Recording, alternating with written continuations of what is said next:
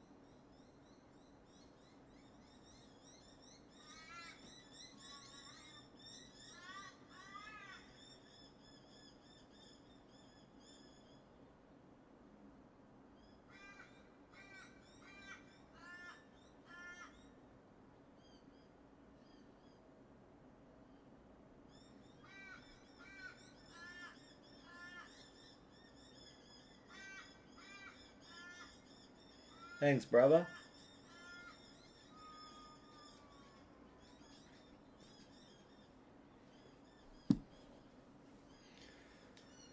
What's up, brother? How you doing, Charles? Let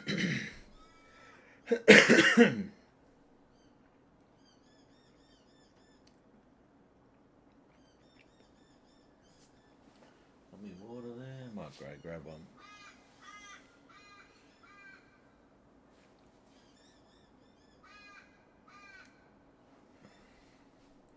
So I thought I'd set up this little live stream right now. Don't know, we might show a little funny video that I found. So I know last stream I was talking about, I got a couple of people loving what I'm doing here. And just finished practicing the bass. Awesome, bro. And someone's sampling my videos and making videos with my voice in it. Someone that I used to know, but sometimes you've got to cut ties with certain people. We'll leave it at that. Someone I'd met through Facebook. And let's just say our political, more than political views, our race views didn't align. We'll leave it at that.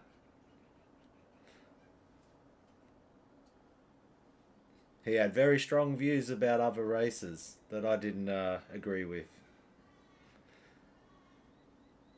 And that was like, yep. No, it's one of his friends is making the videos. Thanks, Rusty. So, yeah, he was very... and let's just say he likes white people a lot. We'll just say that. And if he's watching this one, good old Hoff. How you going, mate? So I don't know if we should... And then I even made like a little... a funny video about like grindcore. Because grindcore, some of it, it's a little bit like...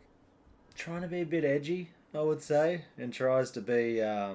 bring the noise in a certain way. Sometimes I like the riffs, sometimes I'm like, you know, it's a little bit messy, I think, just to be messy. Yeah, I agree with that, Charles. But he, yeah, really, like, the stuff this dude was saying was like probably the worst I've ever heard from someone who comfortably, without even asking me, thought he'd just start letting me know what he thought about that. He's got a YouTube channel and he's trying to grow it, and he's made a song with me in it. He's watching what I'm doing. Yeah. So I'm being tossing up today, like I'm on holidays at the moment. So I'm like, how much air do I want to give this? No, he's not getting me down, mate. It's all good.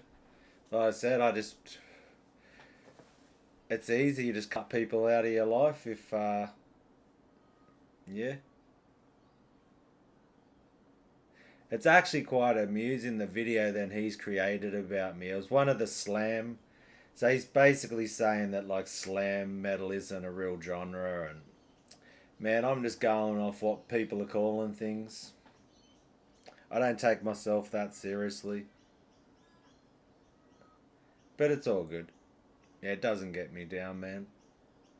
Things just fire me up. If anything, I'm not one to get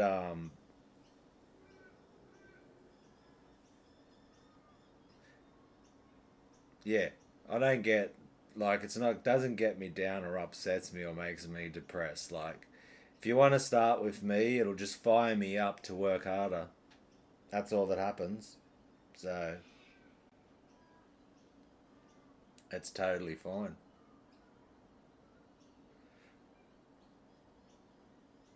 And that's all right. You can use yeah, sometimes things will make you angry in life, and it's I think it's how then you channel that anger is what it's all about. And I would say like we're not into this type of music if we don't like to get fired up over things. Like put it that way. And it's okay to acknowledge every part of who you are, and anger or just that aggressiveness. We'll say aggression, because then anger can be bad if it spills over too much, but aggression is fine.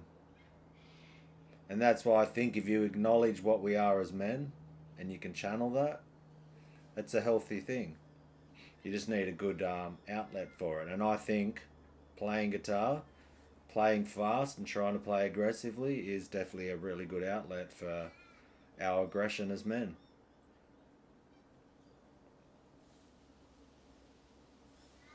Yeah, well, apparently it's one of those things, where it's one of those things where people like to, yeah, need that validation that they know what they're talking about in certain spaces and what genres are and all of that. Like, hey, it's cool. Once again, everybody's entitled to an opinion, even if you don't like what I'm doing here. You don't like me as a person. Hey, you're entitled to that. If you want to make videos about me, make videos about me, brother. I think I'm actually getting to having a laugh over some of the videos they're making, so it's pretty cool. Oh, we got Gene from Oregon. How you going, brother?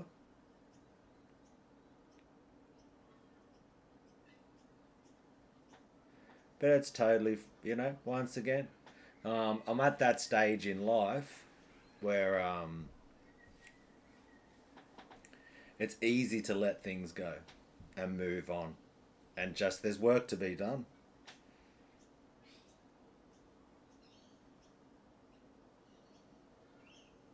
That's all there is about it. You can waste your time doing certain things, or you can, like what I've done here, like what I've grown. And I know that's really upsetting this certain person that I knew that the channel is growing. So that's all I have to do. I just have to turn up, keep loving this stuff, and hey, whether you think I deserve it or not, you do not get to decide how other people think. Sorry. That's just the way the world works, isn't it?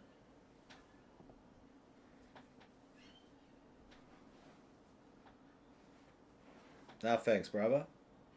Appreciate that, Charles. It's yeah. You don't get to think for other people. People can make up their own minds.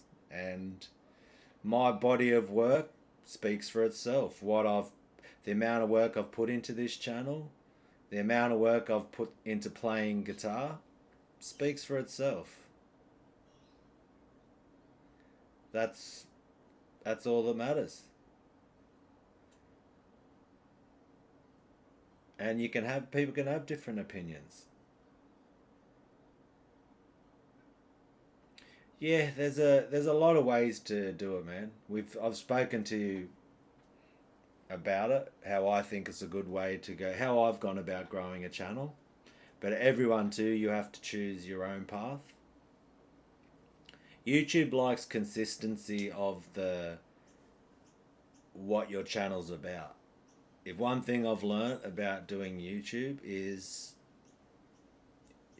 unless you've got a really big following, when you're trying to grow it, you need to stay consistent on what you're providing because they need to try to show your videos to as many people. And the topic that you're talking about, it's like, is it relevant to people? You know, is there a big market for what you're trying to talk about? Is there a big group of people that how you title your videos, what you're talking about, all of these things? Yeah, and that's it, man. Like you've got a lot going on in your life, Charles.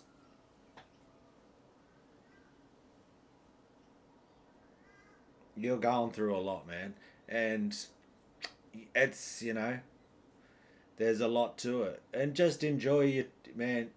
And I've said you're lucky to be alive, man. The stuff you've gone through, the fact you're even still alive after that last surgery you had, is just, bro.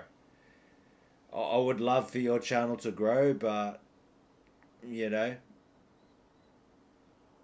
I'd be more focused on just enjoying life, the time you have with your partner and the kids, and just enjoying it for now. There is an element of obviously you can just put a phone there and just record and that, but like I said, and these are once again these are all just my opinions. Yeah, going pretty good. I'm on holidays at the moment, so I'm loving it. It's pretty good. Um, but yeah, it's like staying consistent on what you're talking about. There has to be, if you're going to try to teach people or if you're going to play an instrument, there needs to be a little bit of production value in there. So that's where like a lot of my videos that do well, I put tabs on the screen. And so people can, they liked, that was one of those things. Like I've dropped down probably the audio quality where the mic that I'm using right now to talk is what I just use in the room sound, which has been going okay. I could definitely put more work and more editing into that side. But one thing, I've also looked at like the lighting, all of that. I do video editing. So I cut a lot of stuff out. Hails from Ireland. Hell yeah. Whippet Master. My origins. We looked at like the family tree and that, and we're not too sure like going back. Does Dun come from Ireland? Because there are Duns in Ireland. I think there's Irish Duns, but I think it's got an E on the end and they changed the spelling. But yeah. And on my mum's side, I'm Scottish. What's up, Steve?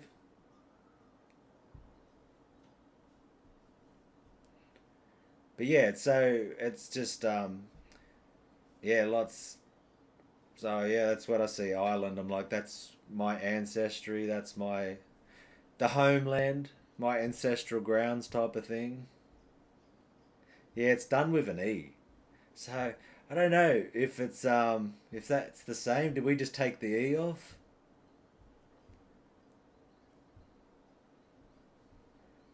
I'm not too sure about that. We moved to Australia and then because my ones I know about. No worries, Charles. You have a good day, brother. Take care. The Duns who my family line left from well, they were in Staffordshire, England, and then left from Portsmouth. on the boat to come to come to Australia. I think that's what it was. Yeah, I think it was Portsmouth. That's where the port was. Pretty sure.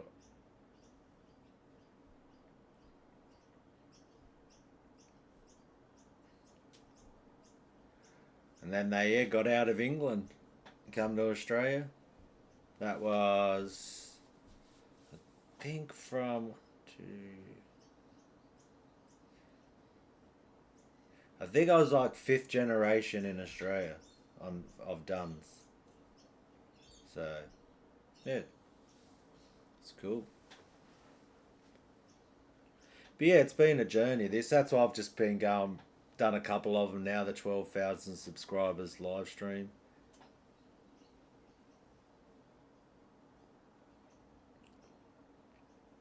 Yeah, probably don't listen to it that much.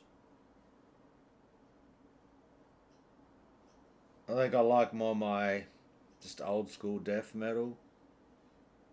But man, I like anything. If it's got good riffs,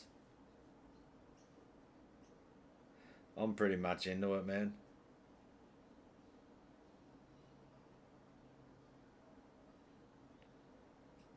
That's the way. Yeah,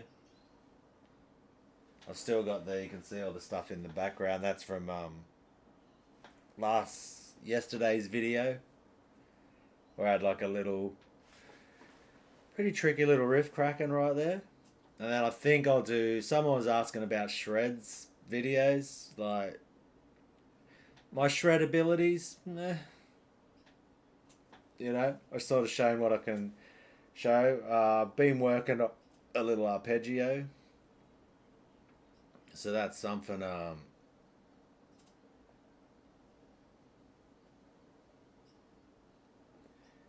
think I always just gravitate more back to the. No worries, Whipper Master. Have a good day, mate.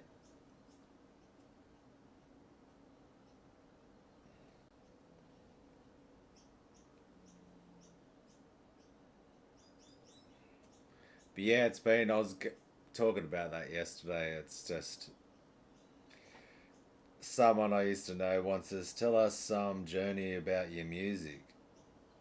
Tell us some journey about." In what way would you like? What sort of questions? As in how I'm playing guitar, as in how I'm writing music. In what way? I'm actually very lazy. I would say I neglect going to shows.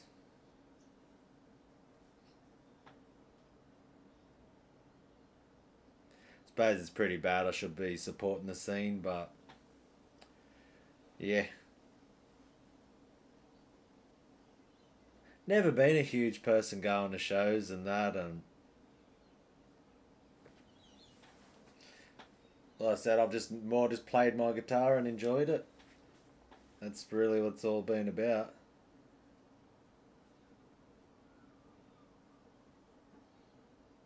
Remember, I even stopped too, but I should have started putting in hearing protection because I started getting like ringing in my ears a lot. So I was like, yeah. But not really interested in going to shows. I'm too lazy. Tell you the truth.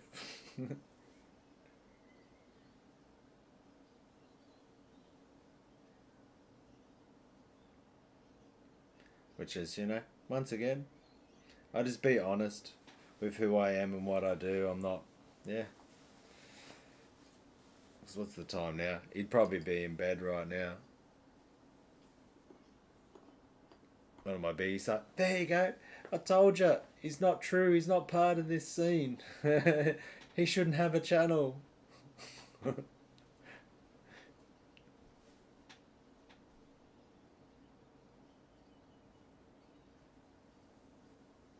Yeah, remember when we used to have to pay for DVDs or VHS back in my day?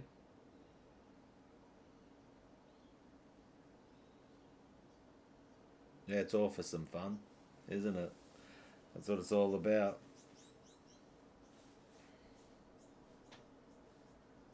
Where did you say that? Hybida. That's a different sort of name.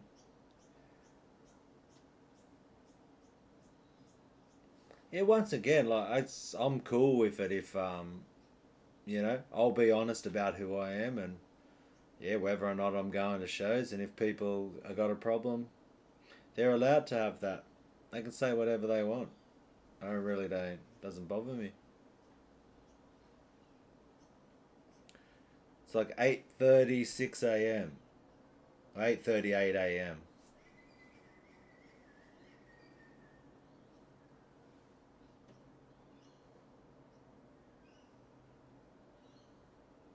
Yeah, they were one like man. Being able to well, YouTube's been around for a long time, hasn't it? What's up, bro? How's your day been? It's only morning here.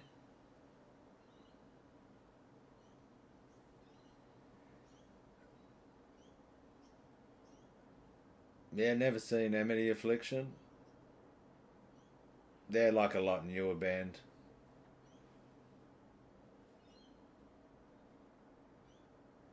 No, I'm on holidays at the moment, so I got the week off.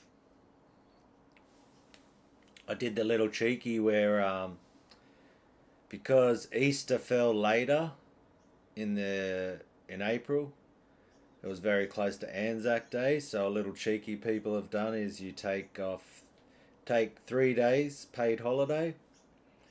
It links up with everything. So all I have to do is take 3 days holiday, and I get Easter like Good Friday, Easter Monday, and Anzac Day all paid for. So I'm like, awesome. I just had to cash in 3 days of my holiday and I get all my pay. Thank you. I only have to work because I had Friday off. So that was Thursday was part of the week cycle. And then we've got the Monday off. So I only have to work 3 days to get 2 weeks' pay. I was like, thank you.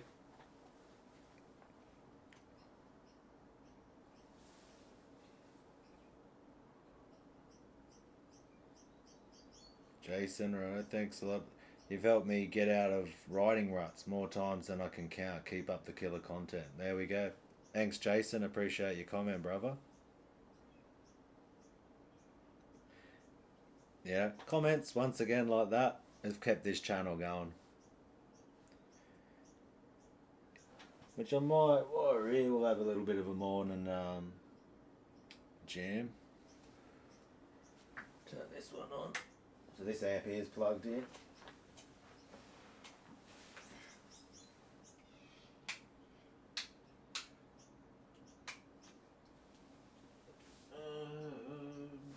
What do we got? That one. We may as well grab the Dean again. I'll be back.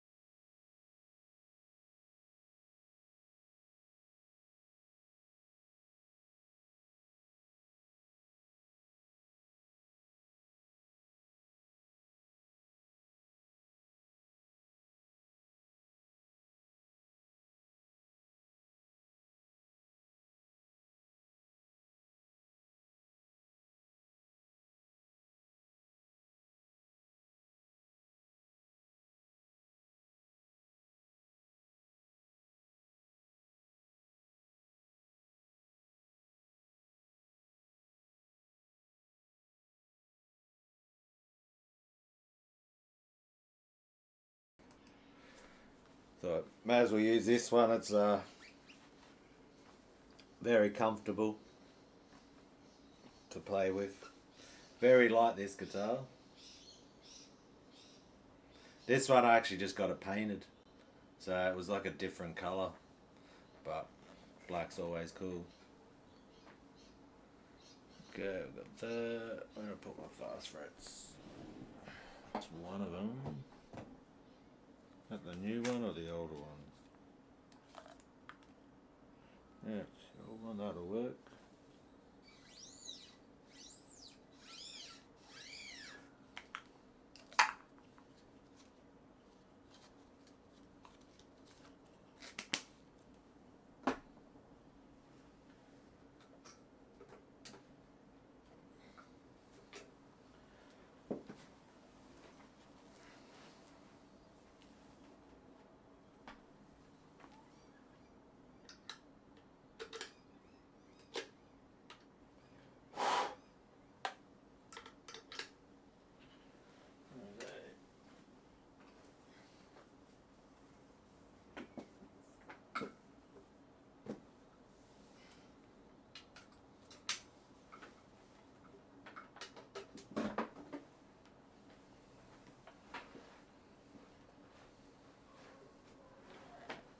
Yeah, I've already had breakfast.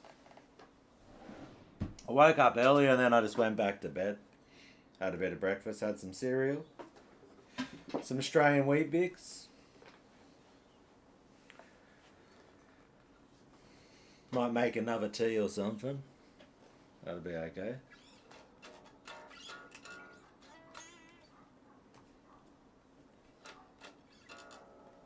Tune her up.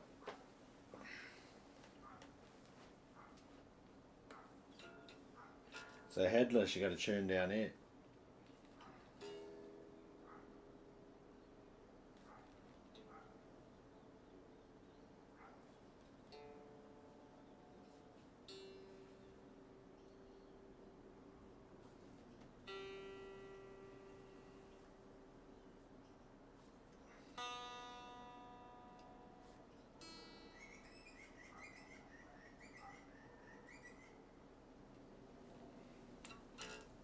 Hey, another subscriber. That's why I thought it'd be cool. Put the live count up.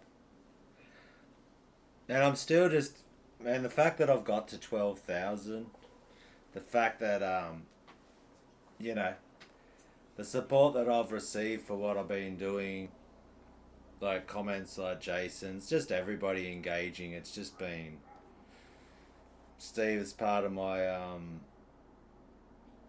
Patreon, which has been amazing too. It's just all been, it's all been very humbling.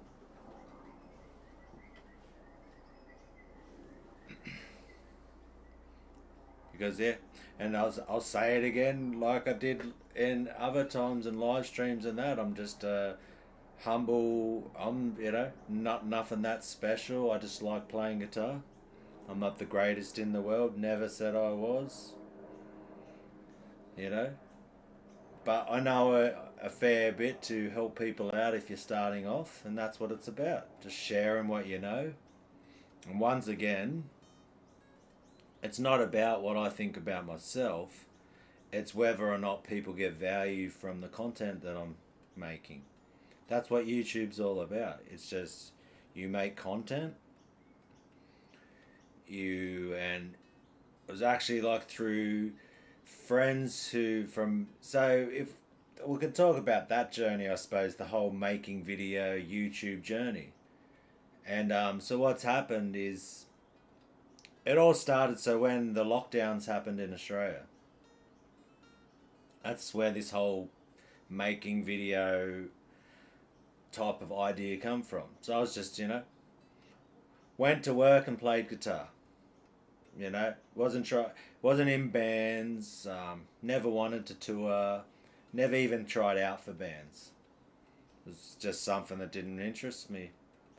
You know, people, a lot of the time people, you know, they get busy. Like if there's no money in making music, a lot of people stop making it. That's just the way it is. This is all just common knowledge stuff. It's, you know, It takes a lot of work to do a band, and it takes money. Like anything in life, if you want to do something to a decent level, you need cash to do it. Now, trying to work full time, pay for a house and a roof over your head and all of that, and also trying to do the band thing, a lot of people give it up because if it's not paying the bills and you've got to put a lot of work into it, a lot of people aren't going to do it. That's just bottom line. That's reality. Like, I'm not, yeah. And it'll burn a lot of people out. Like, it's trying to do the band thing burns people out so much they stop playing instruments. I've heard that story a lot. Now, and it's sort of, yeah. And this is all just sort of common sense, common knowledge type of things. You don't have to be in a band or something to know these type of things. And another thing I'd say with bands, whenever I tried to look for them, is people are very particular about the type of music they want to do. That's another big thing. They're very much, you know, I've got this vision for what I'm trying to create. Can you help me create that vision? And there's always someone who wants to take the lead and wants to be in control and all that type of thing. And it's a relationship, you know.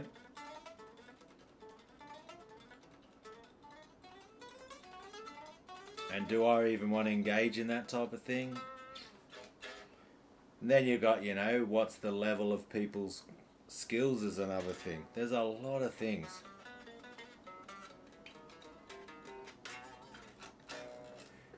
And then we can also talk about people's mental health. You know? People I grew up with. You know, we're talking about addiction and stuff.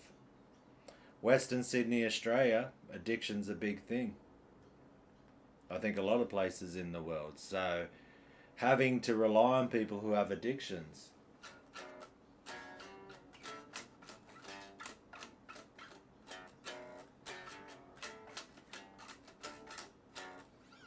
We'll try some black metal stuff on this.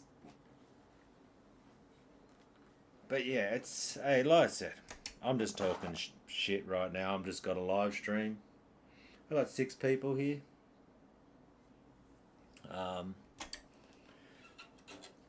It's not like I'm speaking some type of amazing wisdoms or something. Hey, we want cabinet number 3 over there. I'll get lit up by that thing.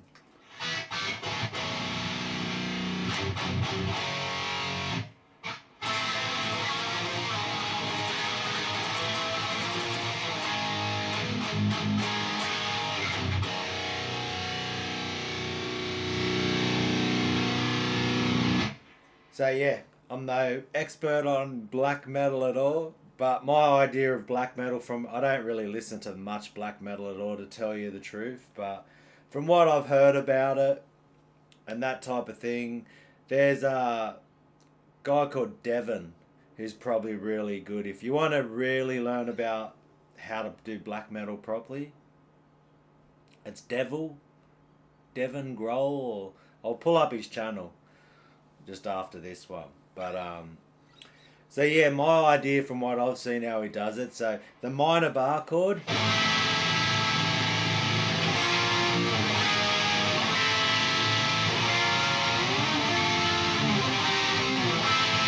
they do a lot of that, so it's a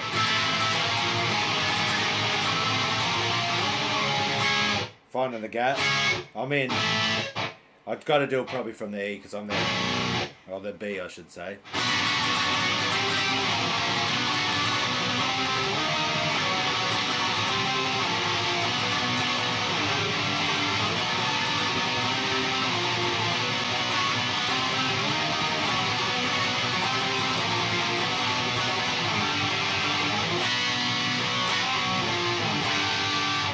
And I swear, like, from what I've heard of it, it's almost like every song they just have a chord hanging out, and it's like...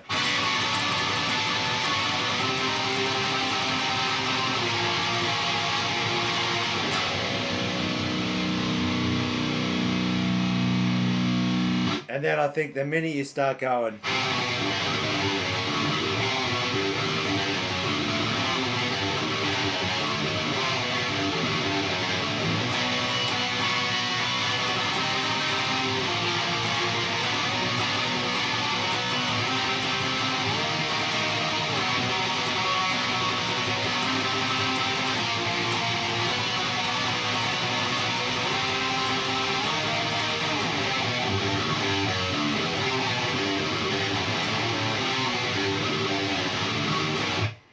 you know, is it black metal when you start doing tremolo picking like that?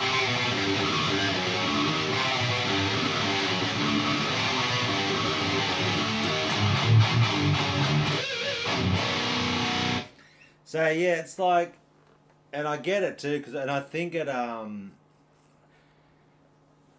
I don't really, I'm not.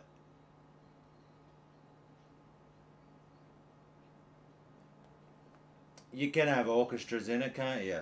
But what is, you know what I mean? There's a lot of bands that would call themselves black metal, but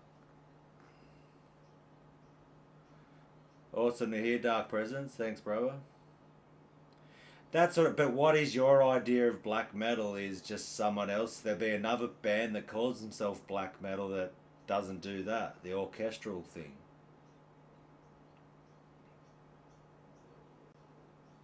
It's but like once again, I'm not an expert on genres. I'm not an expert on what constitutes black metal.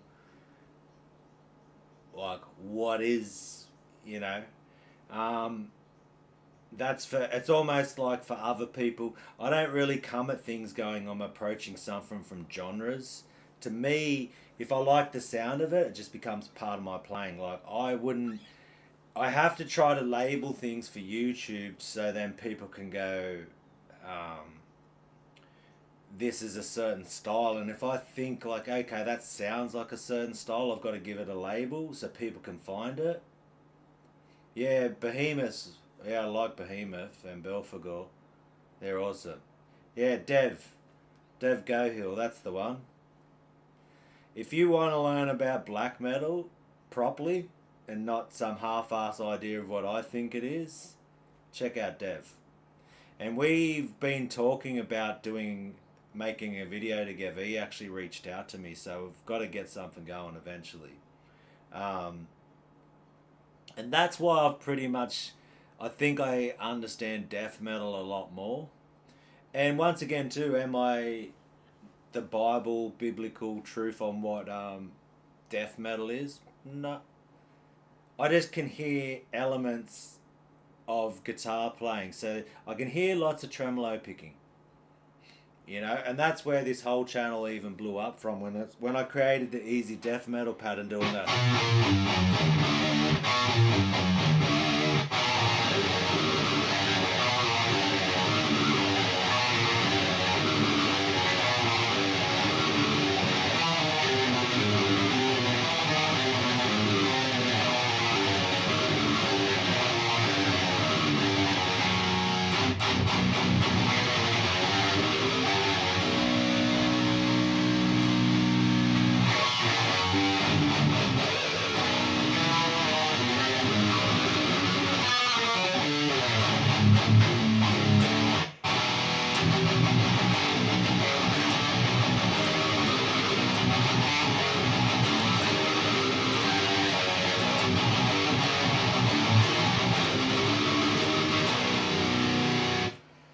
So, from Colombia and recently discovered your YouTube channel and it's pretty dope. You're a really nice teacher.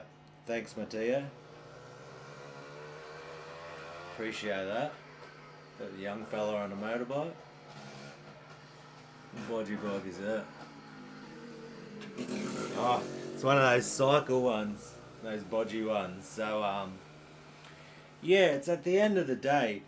That's why, like, there are going to be people who listen to a lot more bands who understand like the specific genres and all of that type of thing. To me, I just like distorted guitar, and I'm like a mix of everything. So if I hear a band and they're doing you know, that's why I started doing some of these slam sort of things, because I heard them calling it slam, and I saw they were doing like breakdown riffs, like.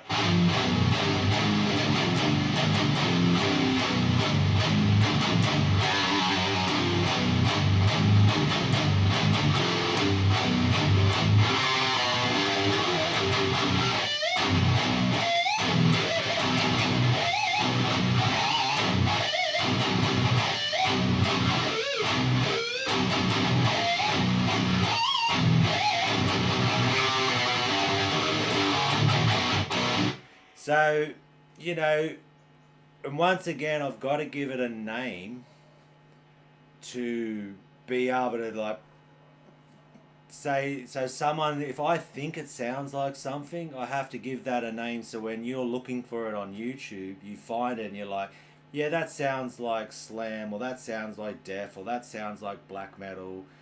And I'm happy for people who are more knowledgeable about the actual precise things that makes genres certain genres. If they want to leave comments, it's like, once again, I'm not the oracle of truth on genres, you know. I know I like tremolo picking, I like riffs, I like patterns. So pretty much, and all I've done with the channel is I've just shown people the way I create riffs. So I'll just simply start off with single notes, and you got the first note, and you just add one more to it. And whether I like the sound of it, it's going. I'm like, those three notes together sound good to me.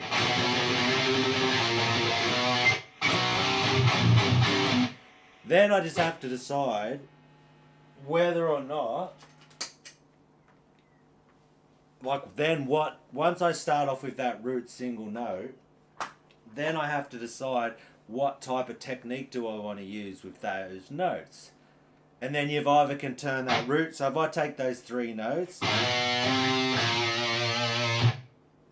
and then decide, okay, what can I put in with that, okay? Then what I'm going to do is I'm just going to either go, well, I do tremolo picking.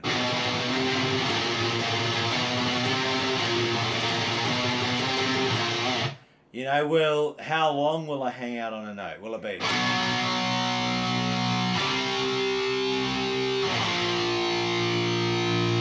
doing power chords? Will it be that fast sort of thing? If it's going to be fast, well, I could do that tremolo picking as well, even quicker.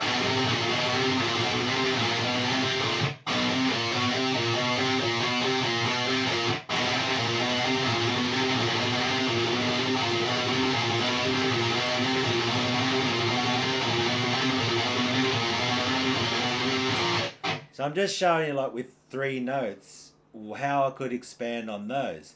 Then do I want to do traditional power chords, or do I want to do something dissonant?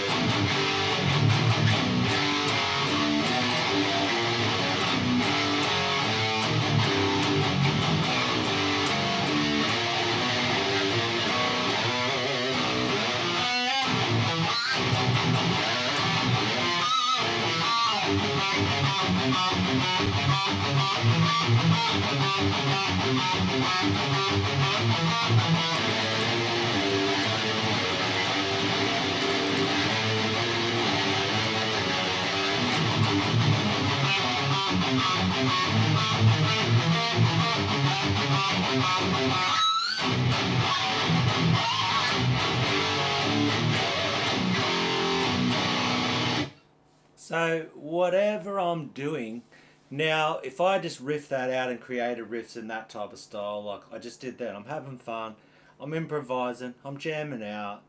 I like the sound of my amps. I'm like, yeah, I'm feeling that. It's pretty cool.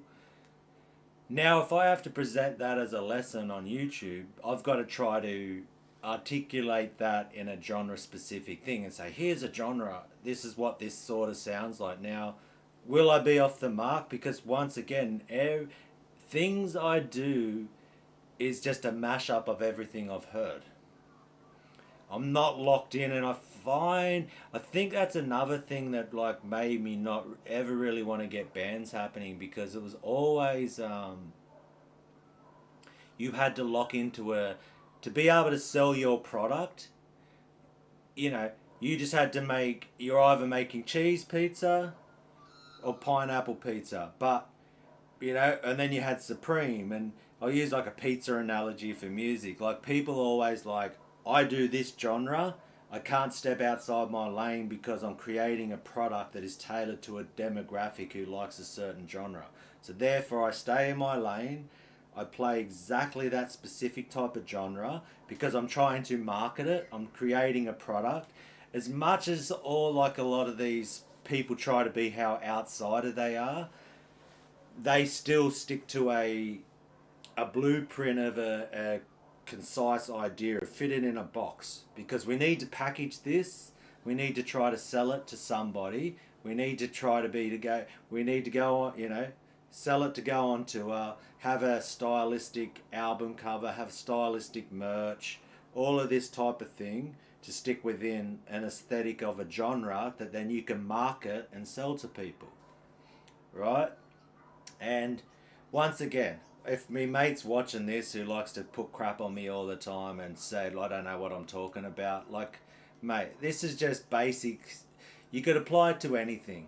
And I just find it really funny in extreme metal how they try to be like, we're not part of the system, and they're very pontificating about how they're so outsider, when, come on, bro, like, you're like a McDonald's chain like anyone else, trying to create a product that people know and like and will come back for that product. And I'm going off track here a bit, but it's the whole point of saying this is that, see how you're like there, how you're putting it, and was it Hybida? I'll say, I don't know how to say your name, brother, but I'm facing a problem in palm muting, tremolo picking. When I try to do that, most of the time my string's stuck. So is that like you're getting slowed down?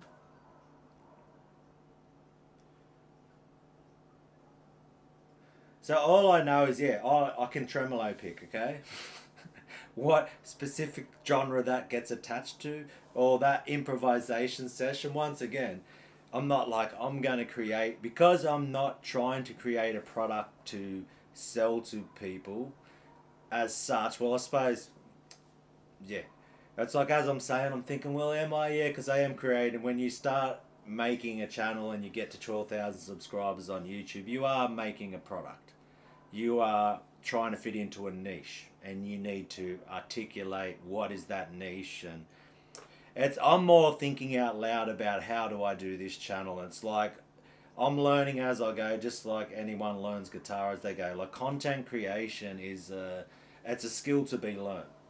So that's why I'm like on a tangent, sort of going. I'm like thinking out loud right now as I'm having this live stream with you guys, just going, what's happening? Like, how do I approach this? How do I talk about it? So what you've got to think about with tremolo picking Okay, like anything. And I've done videos on this before. So if you got your pick, right, and hopefully it's gonna hard with the light probably in here. But basically what's happening is you're going across the top of the string, okay? What's going to get a lot of people, and when you can hear it when they're trying to do it, they're putting too much pick too deep down into, it's like going too deep into the string. So if you got your string like this, over here's the camera here, and then the pick's going, the further you drop the pick down into the string, the more you're going to get hung up on it, and it's going to create resistance. There's this, you got to find this fine point, and you have to, where you're just clipping the top of the string. So it's almost like that. You just want to be clipping the top of it, okay? That's one of the first things you want to start trying to keep that pick depth consistency, okay? How's it going, Juan? How's from Chile? What's going, brother? Right? So that's the first thing. People's pick depth consistency. How you're holding the pick. What type of pick. I like to use 1 mil and higher for a pick thickness. You need a thick pick, right? Then what you're going to have to do, like anything, you just need to practice it a lot. Once you've got the pick depth consistency and you got your motion, you just want to be like... You got to figure out, some people will go from the elbow more when they pick. Some, I do like, as I get going faster, it's like a little handshake type of thing, where I'm just like...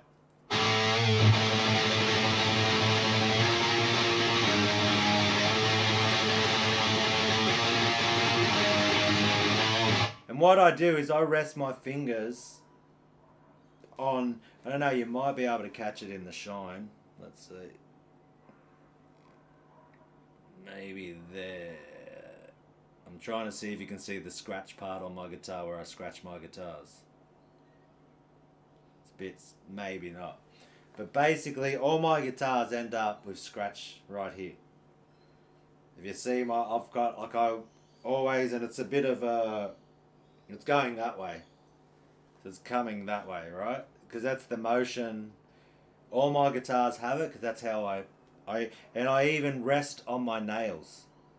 So I use my nails. Sometimes I'll let these, like my middle finger and forefinger, or third, my ring finger, that's what it would be. I'll let the nail grow on that one, so then that pivots on the guitar. Now some people won't do that. They'll be able to just hover. They don't touch their guitar and they're cool, right? But that's just the way I figured out how to do it myself, is just resting my hand on it. That gives me the depth as I move across the string. So if I want to be like...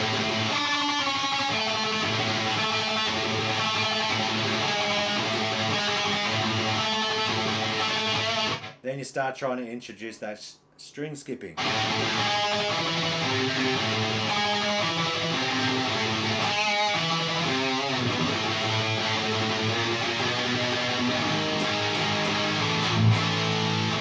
Then what you want to do is, once you start to get the motion, and it's almost like you'll get to a point where it's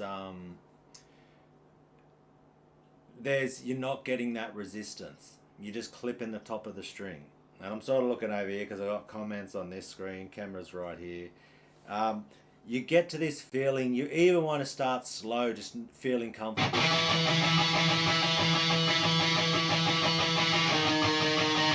You'll even hear it if you go too deep. Like I'll purposely go deeper into the string so you can hear the tonality, or it's...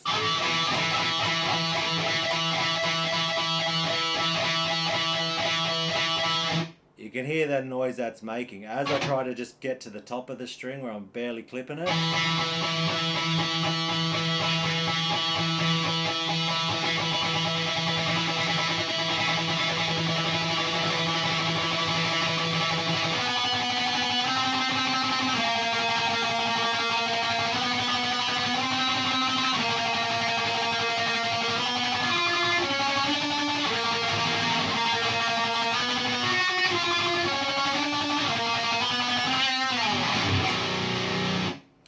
So normally this one right now is a 1.14, but I'll use like a 1 mil or 1.14.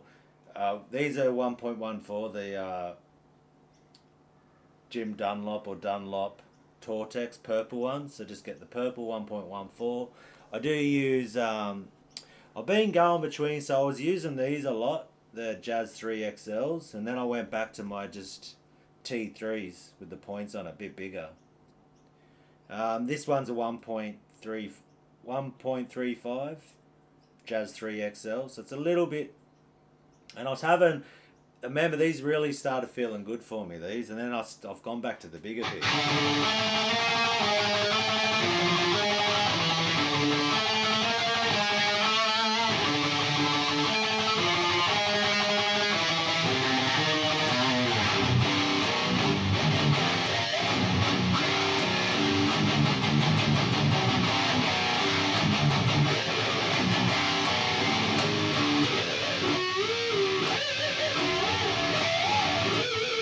There it is.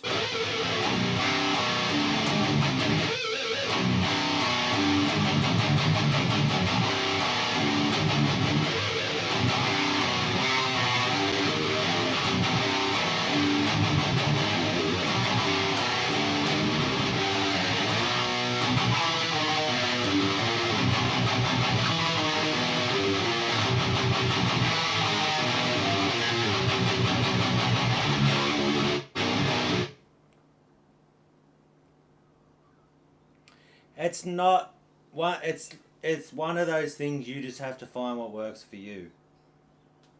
Some people just use the Jazz 3, which is a tiny little pick.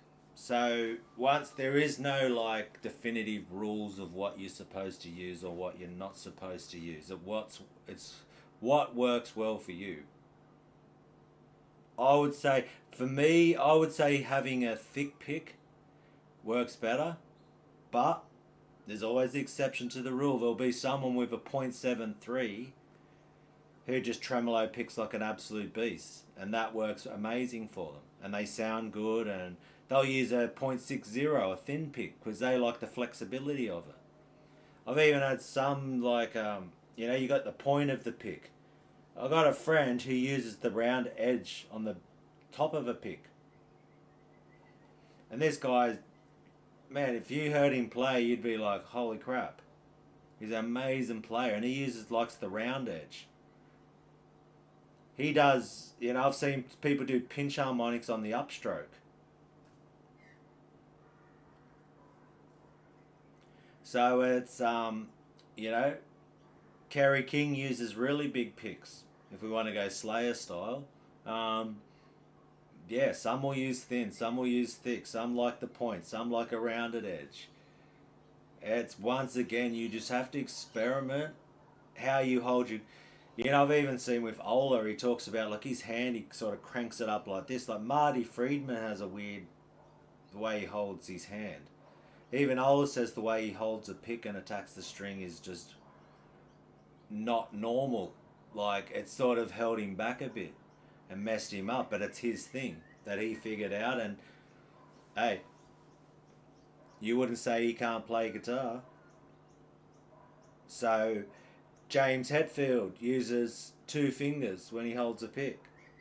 He uses his pointer and middle finger plus the thumb. 3 fingers.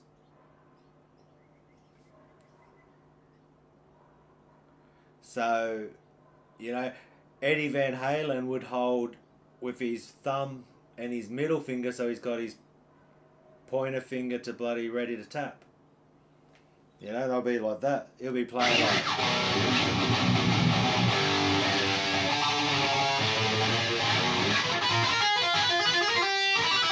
I can't even do it, like thinking how you would even do that and incorporate it into your playing, but that's what he did.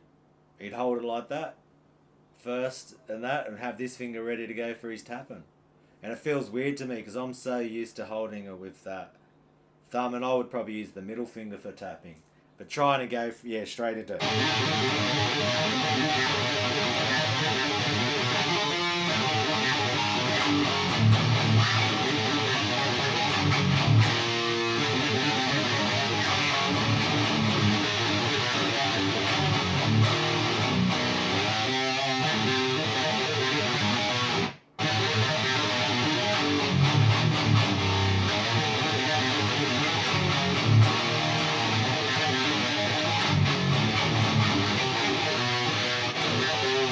So I'm now like coming up with a riff there, and I'm like, okay, I'm struggling a little bit, so I just have to keep practicing that.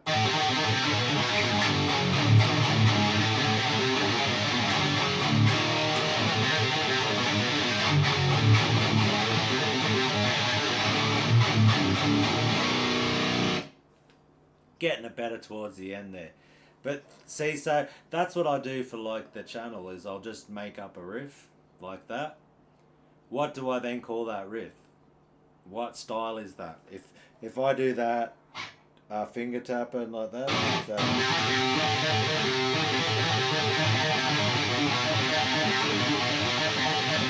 have that into the chug riffs.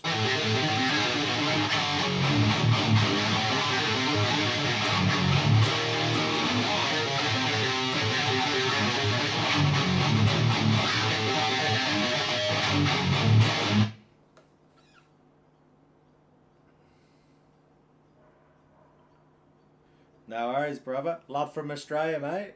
You have a good day in Bangladesh. But yeah, it's one of those things. Like I just made up a little riff then, which I've done, and that's another little style, the finger tapping. You know, what do you then call that? I've heard that used in Cannibal Corpse songs. Okay. What's up, Meadows? So then, you know, it's got the finger tapping. You would say I've heard that used in a Cannibal Corpse. So that's how I try to relate it. I go, okay, there's a band I know that's used that technique. Sounds similar. We could look at like Scourge of Iron or something like that. You know, they got some chuggy riffs. Yeah, Cannibal Corpse used that tapping 1-4 finger style a lot. Dying Fetus uses it. So now I've got to go, okay, so what do they call, what genre is Dying Fetus, what genre is Cannibal Corpse, okay? I can find songs and examples, so if anyone wants to be like, that's not this genre, well, I'll go, okay, well you better contact Cannibal Corpse and tell them they're not death metal. Because I'm literally playing the same type of riffs and I can find examples in their songs, so, hey, you know, that's how I approach trying to be genre specific. Well, they're not really trills because you're doing the tapping, aren't you? Like a trill is more like but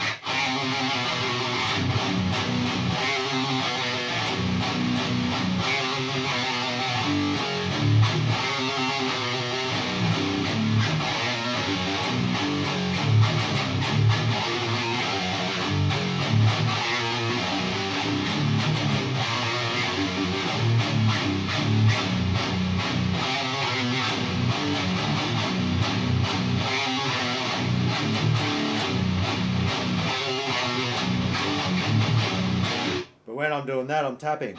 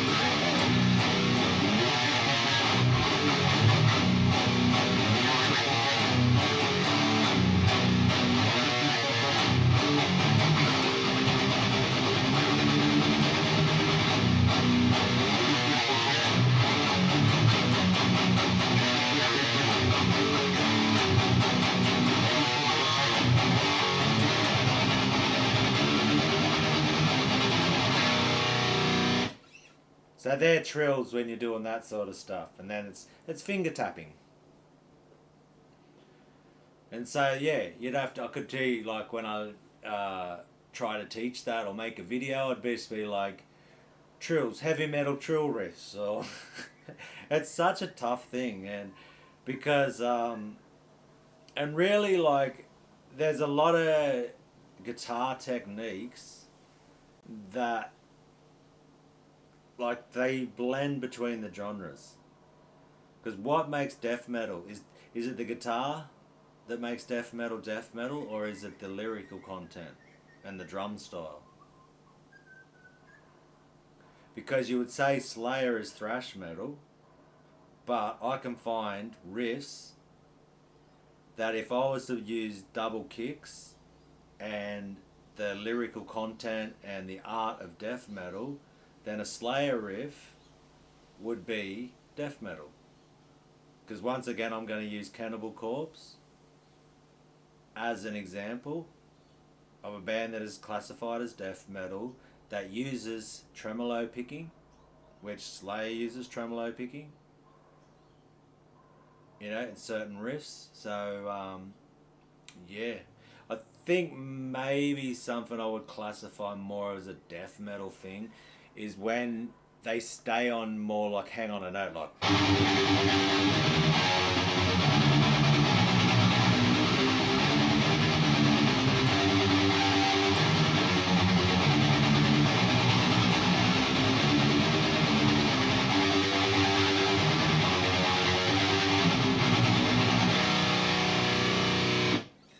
You know, but there are, like I said, I can't think of like exact playing two riffs that like, okay, here's this Slayer example, here's the Cannibal Corpse example, because I tell you what, I don't play a lot of covers.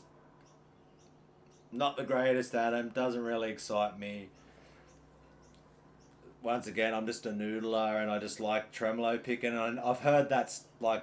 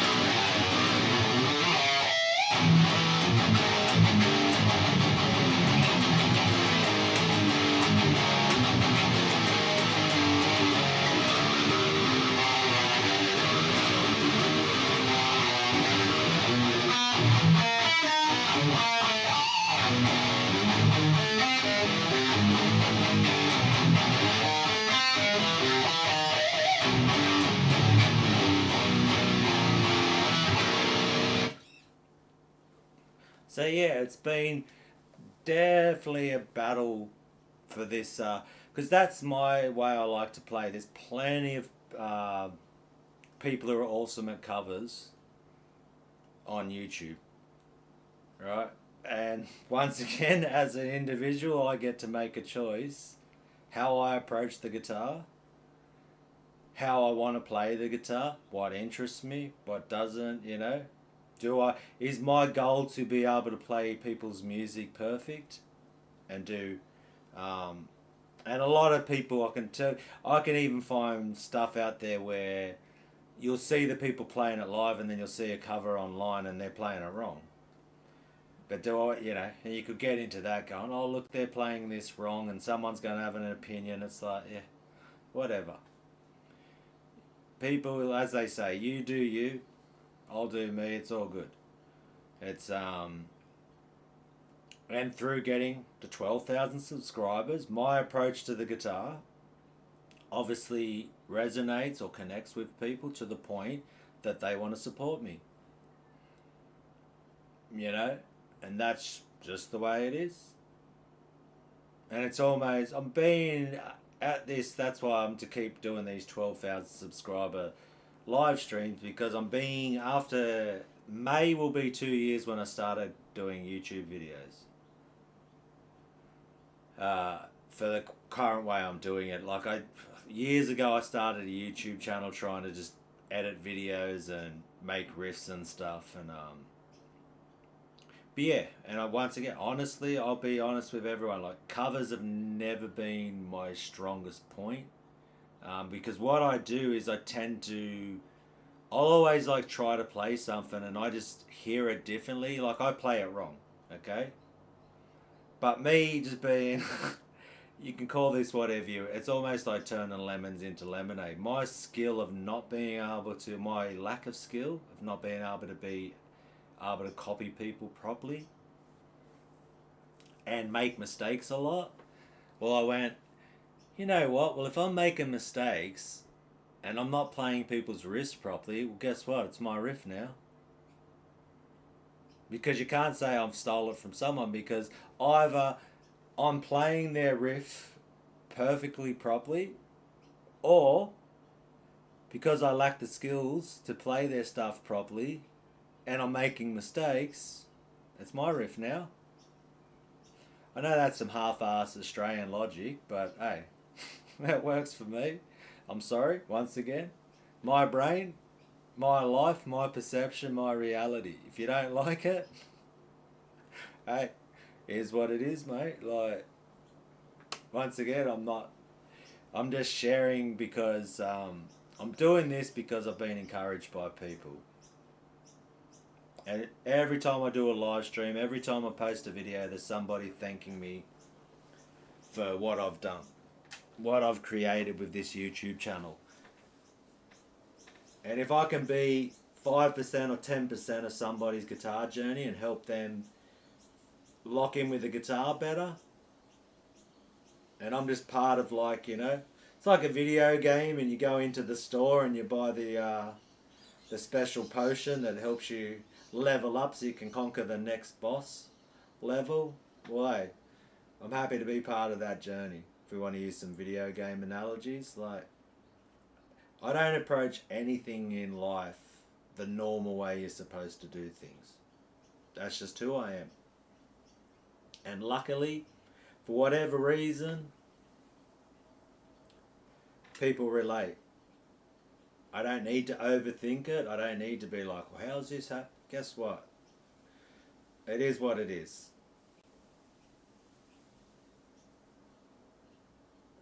And it's in the back of my mind while I'm saying this, a lot of what I'm saying is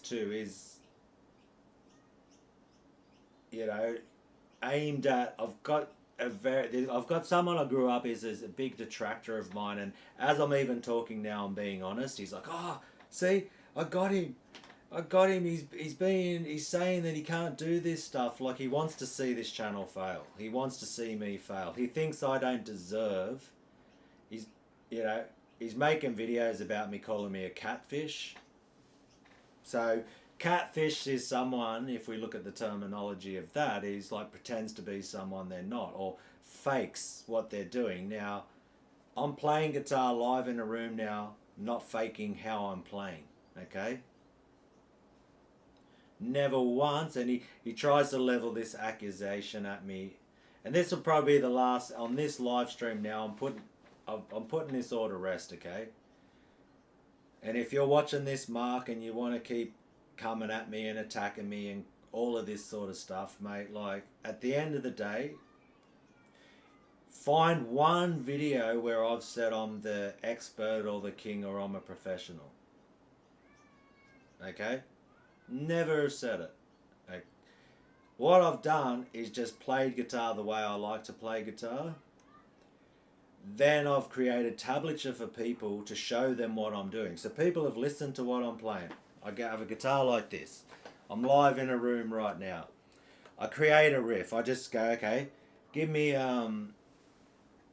let's take 4 notes, okay?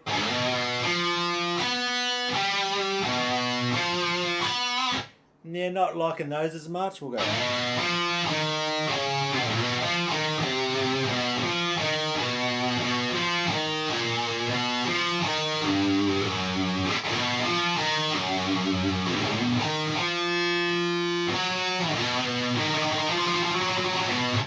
take those ones. Not liking that either. I might go down low.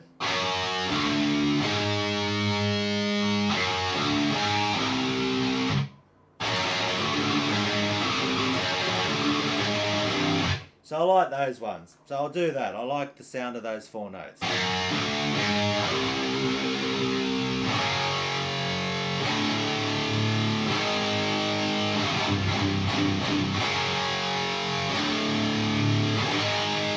So I'll do that. I'll start with just single notes.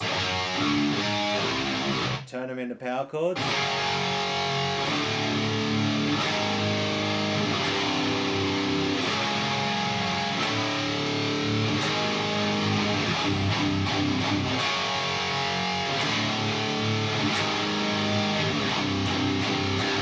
Okay, we got that. So that's literally what I've done with this channel. I've just went, okay, this is how I write riffs. And it's got a groove to it. You can hear it. I can hear the beat. I'm just...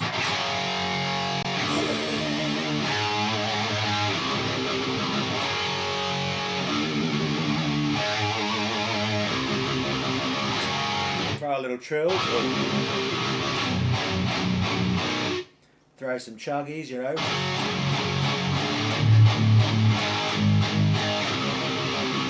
We could do the octave of that. Instead of that trill there, we could do the octave here.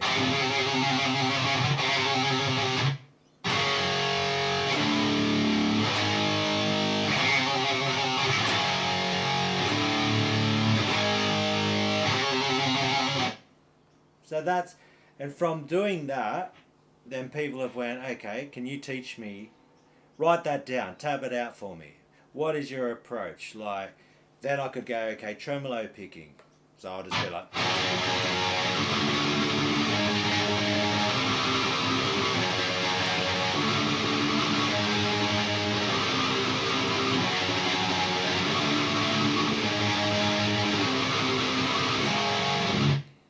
And there's just 4 notes, right? Then we can connect that with something like...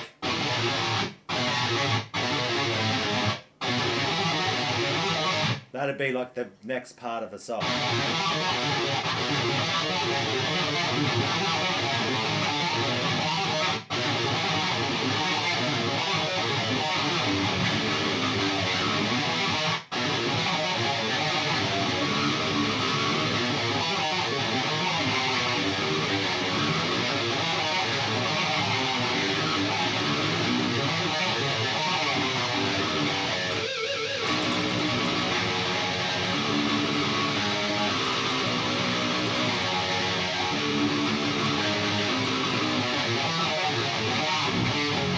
You know, so we're like that, okay? And from all of those, then I went into that next section.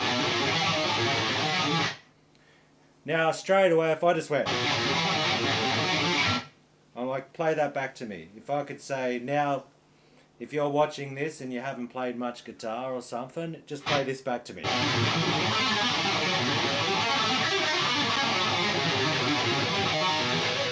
Just randomness, okay? Tab that out for me, and just what I just played right then. So what I've done, someone's went, I like the way that sounds. Can you show me how to play that? This is how this whole thing has worked. This is how the Done YouTube channel has grown to 12,000 subscribers. Now, that is as simple as it is. I just play riffs that I like the sound of.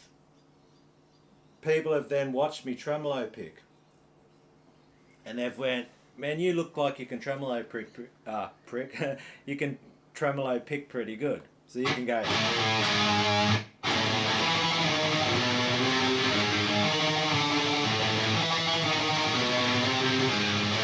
I've been talking about tremolo picking like gallops.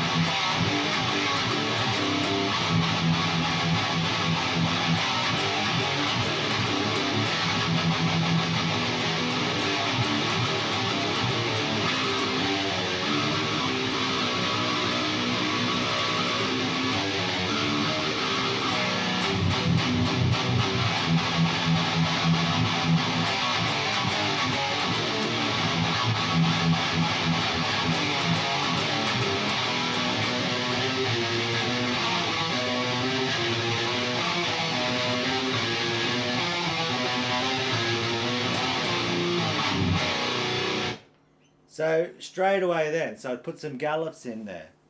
People struggle with their gallops, so they've went, done. Can you explain to me how you do? How do you approach gallops? What is the technique you're doing? I'm struggling with that one. You look like you do gallops pretty good. You're looking like you're doing tremolo at a level that I'd like to be able to do. They're like, I wish I could gallop the way you do. Like you look like you can play, mate. How about you just give me some lessons and some ideas on that one? I'm like, no worries, brother. Here's a video. And that's how this thing is just, the word would be organically, with no idea what I'm even doing, how to even grow a channel, how to teach guitar. And like I said, the detractors, only one. And that's the craziest thing too. Like, I've had 930,000 views. May will mark 2 years. So we're just like a week away from the start of 2 years ago when the channel started.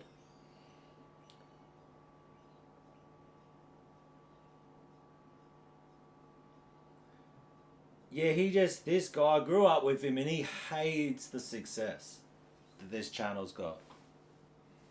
And they want to see this fail and they want to see it fall off and they want people to just be like, why are you supporting this guy? He's a fake. He doesn't know. He's not true. He's not part of the community. Da da da da. And I'm just like, bro, you don't get to own this genre. This is the craziest thing about the whole thing. Like, they're just, and this is where I suppose the term gatekeeper comes from, isn't it? It's like, people like to think that they own, this music is so precious. And I think the more extreme you get into this music, the more that certain people have a real problem with trying to call out people and be like, oh, what are you doing? And like I said, man, it's the craziest thing when I've got like one person and he wants me to do these live streams and talk about him and answer this thing and all of that and call me names and all this. You would think if I was doing something wrong or wasn't representing the genre properly, someone else in the scene would have a problem. But no one ever has.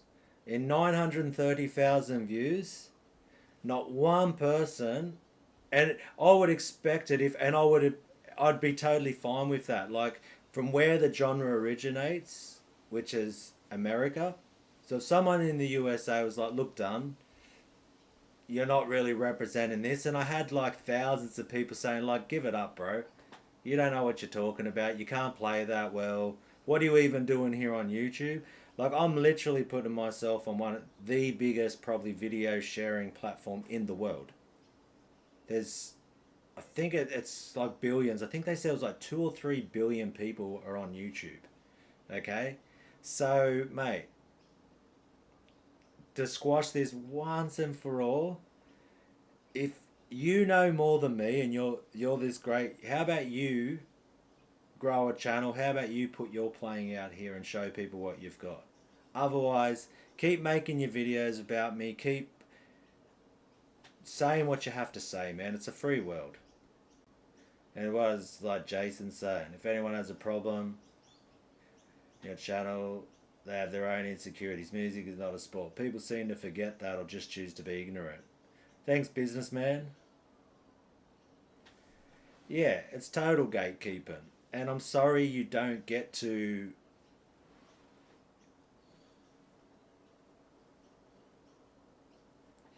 Yeah, like, it's definitely subjective if I'm good on guitar or not. And if anyone who's been here since the beginning of this journey, when I hit 1,000 subscribers, I'm telling you now, even to be at 12,000, I've been in shock. Like, I remember when it first hit 1,000 and the amount of support I was getting and people just thanking me and saying, thanks, Dunn, keep making content. That was the big thing that was kept coming across. So many people. I'm talking like it would be thousands of people who've left comments to say thank you in so many forms. Thank you, you've helped me become a better player. Thank you, I put the guitar in the cupboard and I haven't played for years and watching you play made me get it back out because I look like I'm having fun. Thank you when I've made videos talking about why do we even play this. Like, not everyone has to join a band. not everyone, that is, you get to decide your path. If you want to be in a band and that's how you want to express yourself, be in a band. It's, mate, and this is, I don't even need to say this anymore. So, once and for all, like, Mark, you go and live your life, mate. You've been attacking me now for over 3 years, and or over 2 years now. 2 years on YouTube, you've been attacking me. But previously, before that, you were always attacking me when we were growing up, um, you know. And I've gotten to the point in life where you don't get to decide what I do anymore. And once again, you make videos and have opinions about me, okay? Have as much vitriol and hatred for what I'm doing and who I am as a person and calling me a catfish and all these different names. Keep doing it, man. But you're not stopping this. It's not going, you're not, the only thing that will stop this is my life stopping. That's it. And I'm at a point in life, being 49 years old, where I enjoy playing my guitar and people enjoy learning from me. And you don't get to decide whether or not people enjoy what I do or people get value from what I do and people have learnt from what I do. You don't get to live, you're not controlling everyone in this planet. You are one individual, like I'm one individual, and every other individual gets to decide whether or not I'm worthy of their attention and what I'm trying to teach you is worthy of them getting better. And there's people, like I said, if I wanted to play this back and forth game, I could just find thousands of comments with people thanking me, telling me how much I've helped them, and they. But I don't need to do that to try to. That would be me then defending myself, to be trying to shut you down. And hey, if you want to use your life to criticize me and make videos, then do it, man. It's totally fine by me. I'm over it, mate. It's done. We're done. And the channel, as I'm doing this live stream, I'm getting subscribers, man. Like, and I'm appreciative that people support what I do. And from the first 100 to the first 1,000 to 10,000 to now 12,000, I've been humbled this whole time by everybody who's supported this channel. It has just been the most. I can't even put it into words, you know? It's given me more confidence than I've ever had in my life.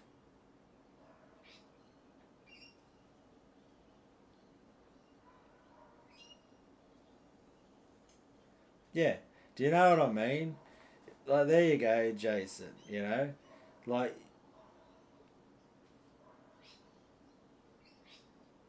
yeah, appreciate that, bro.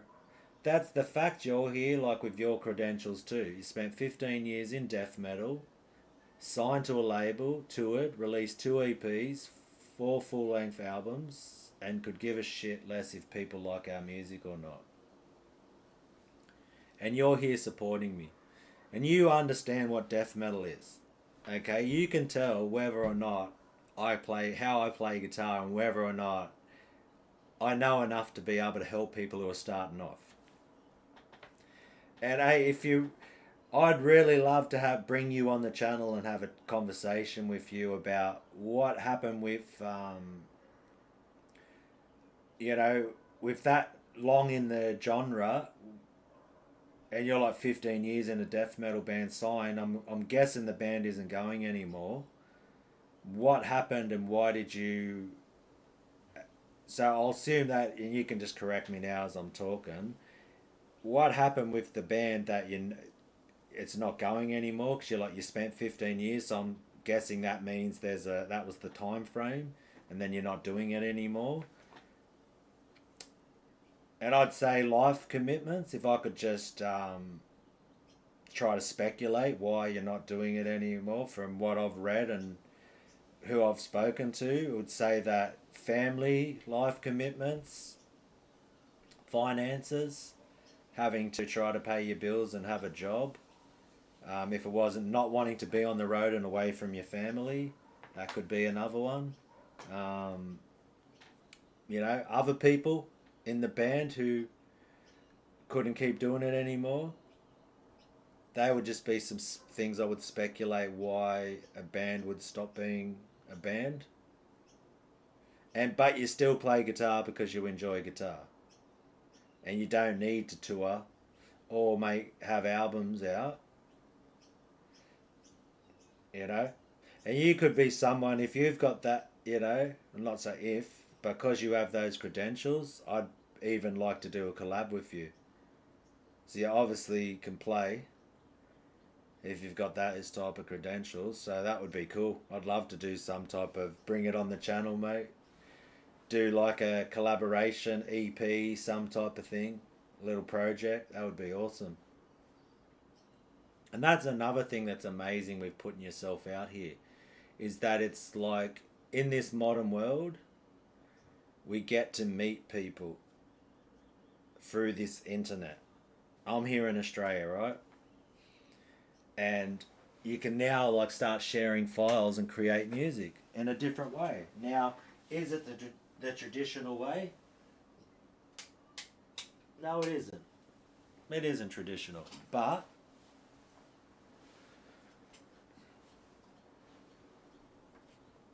it's moving. It's almost like there was an industrial revolution, and then people have lost their jobs in certain industries. We evolve. We've always evolved and adapted as humans. Okay, and whether you like it or not, and I'm actually enjoying this because I like this the digital way of creating. If it's not for you and you're more traditional, and I would love to have someone in the room with me too, and we'd be kicking ideas off each other. That would be awesome. But also too, I can send someone a riff, and they can send me one, and we can be like, you know what? I would switch it up here. I would arrange it a little bit differently. I would. I've got a riff that would work with your riff, and we could connect them together. That would be awesome.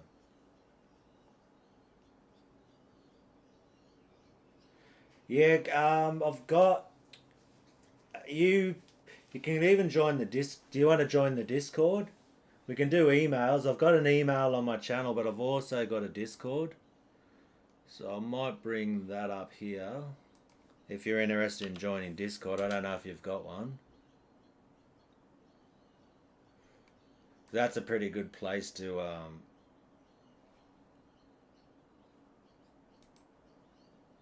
how do I do that? I think that's what you do.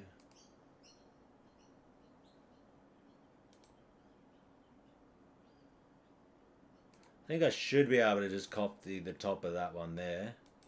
And that should work, hopefully.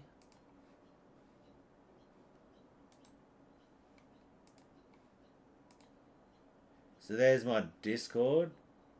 If you do have one, let me know. We can do emails as well. I've got my email is in my channel description. If you want to reach out to me through email, so that's in channel description. You'll see that on that drop down. There's a whole lot of information there. I think I've got Instagram. You can reach me through Instagram as well. It's another one. But I've been collaborating with some guys from Canada. And on that note, what I was talking about then, one thing I keep trying to push, like, and everything's like, once again, very organic here. Like, it grows as it grows. Yeah, well, choose which one, man. You can go Instagram, email, Discord. I've got a community there. We just talk ideas and we encourage each other and support each other. Um, yeah, it's just been like even the idea of like I've created merch the for the band that I've been doing. I created some merch. Now, once again, and I said I won't touch on it, but I've got the haters like, "Why do you got merch?" People asked me for merch and said they would buy it and support it. I've already sold merch for the EP that I've shown them the songs through my Facebook, through Discord. We just haven't released it on YouTube yet because the guys I'm collaborating with want it to be. They want to sign off on it. So I've shown the songs here, but they want to do like a lyric video. So out of respect for the people that are putting in their work and their knowledge and effort, I'm just got to be patient.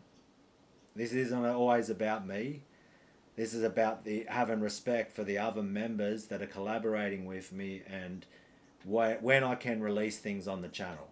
And when they say, I'm still playing the songs here, but to make like a video and make it content and all of that, I'm going to wait because they want to do it a certain way. But if you watch my live streams, I'm still dropping it because I'm just always very impatient anyway. But yeah, I'd appreciate that, Jason. And we could even like maybe line up some type of thing where we have a chat.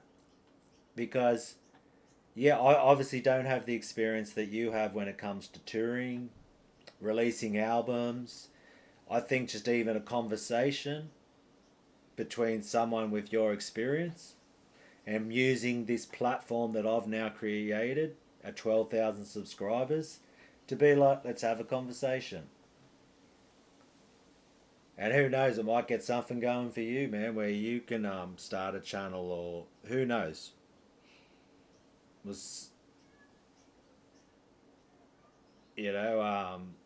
That would be cool. But that's another thing I would love to do as the channel grows and evolves. And I'm 100% honest, where I'm not an experienced touring musician, none of that. I'm just someone who likes guitar. And that's all it is. We're passionate about it, man. We like it. We like guitars. We're guitar players, okay? That's all it is. It's nothing, I'm not changing the world. I'm not curing cancer.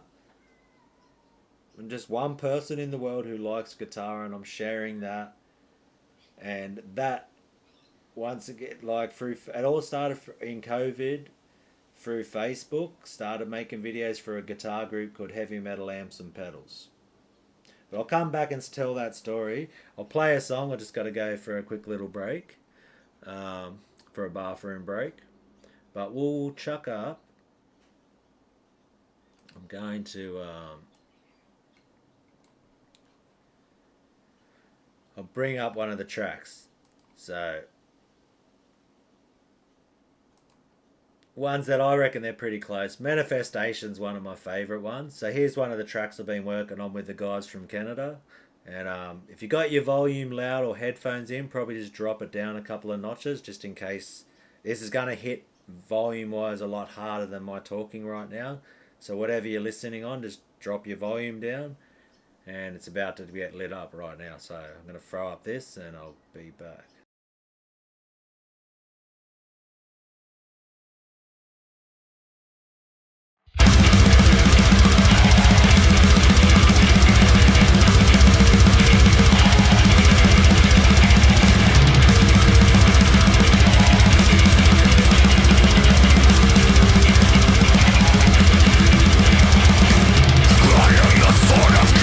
Penetrating through your chest, the extermination of this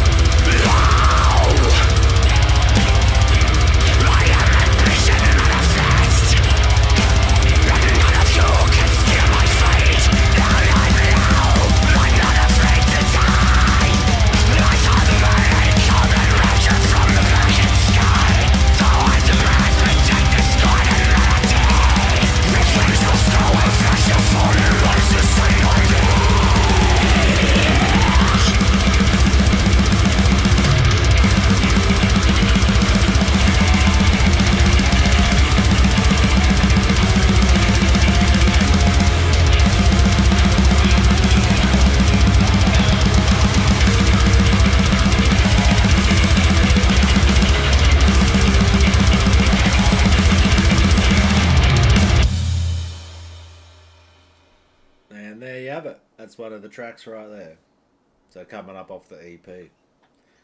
Yeah, that's cool. You're a death metal bass player, because I actually played all the bass on that track, and I definitely play bass like a guitar player. So having someone who actually do some bass lines would probably be pretty cool to add to some tracks. And also guitar riffs. If you got some guitar riff ideas, that'd be cool too. Because that one I've sort of, I don't know, switched up my style a little bit. I don't know, in the moment with the way his voice style is and that, made me write riffs like that. So that was my idea. It's like a black and death metal. It's like a mix between black and death metal and thrash metal. Hangs Bryce. So yeah, that's one of the tracks. I got 4 of them, so we might check out some of those ones on my day off. Oh, we got it here.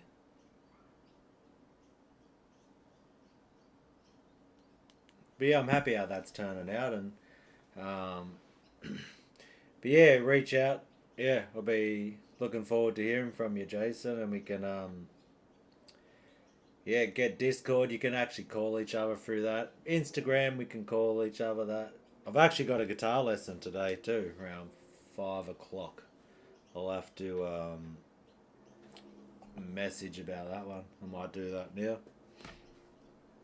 But yeah, everything's just like nothing preconceived. No, I'm not here doing a live stream going, trying to be just, here's all the covers, all that sort of stuff. Oh, there got some people dropping off when the music starts. That's all good. The live streams, yeah, they never do that great as videos, but that's okay.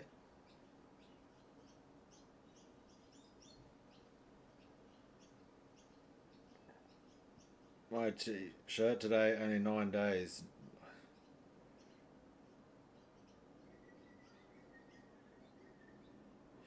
Awesome. So I've just got a from one of my Patreon members. He's got his shirt. Got my shirt today, only 9 days. Nice Fruit of Loom tee. Screen printing looks just like the pic. You picked a good service to put these out. Awesome. I've been waiting to hear from that. To hear what the quality is, because I picked a print on demand. Awesome, man. That's heaps good.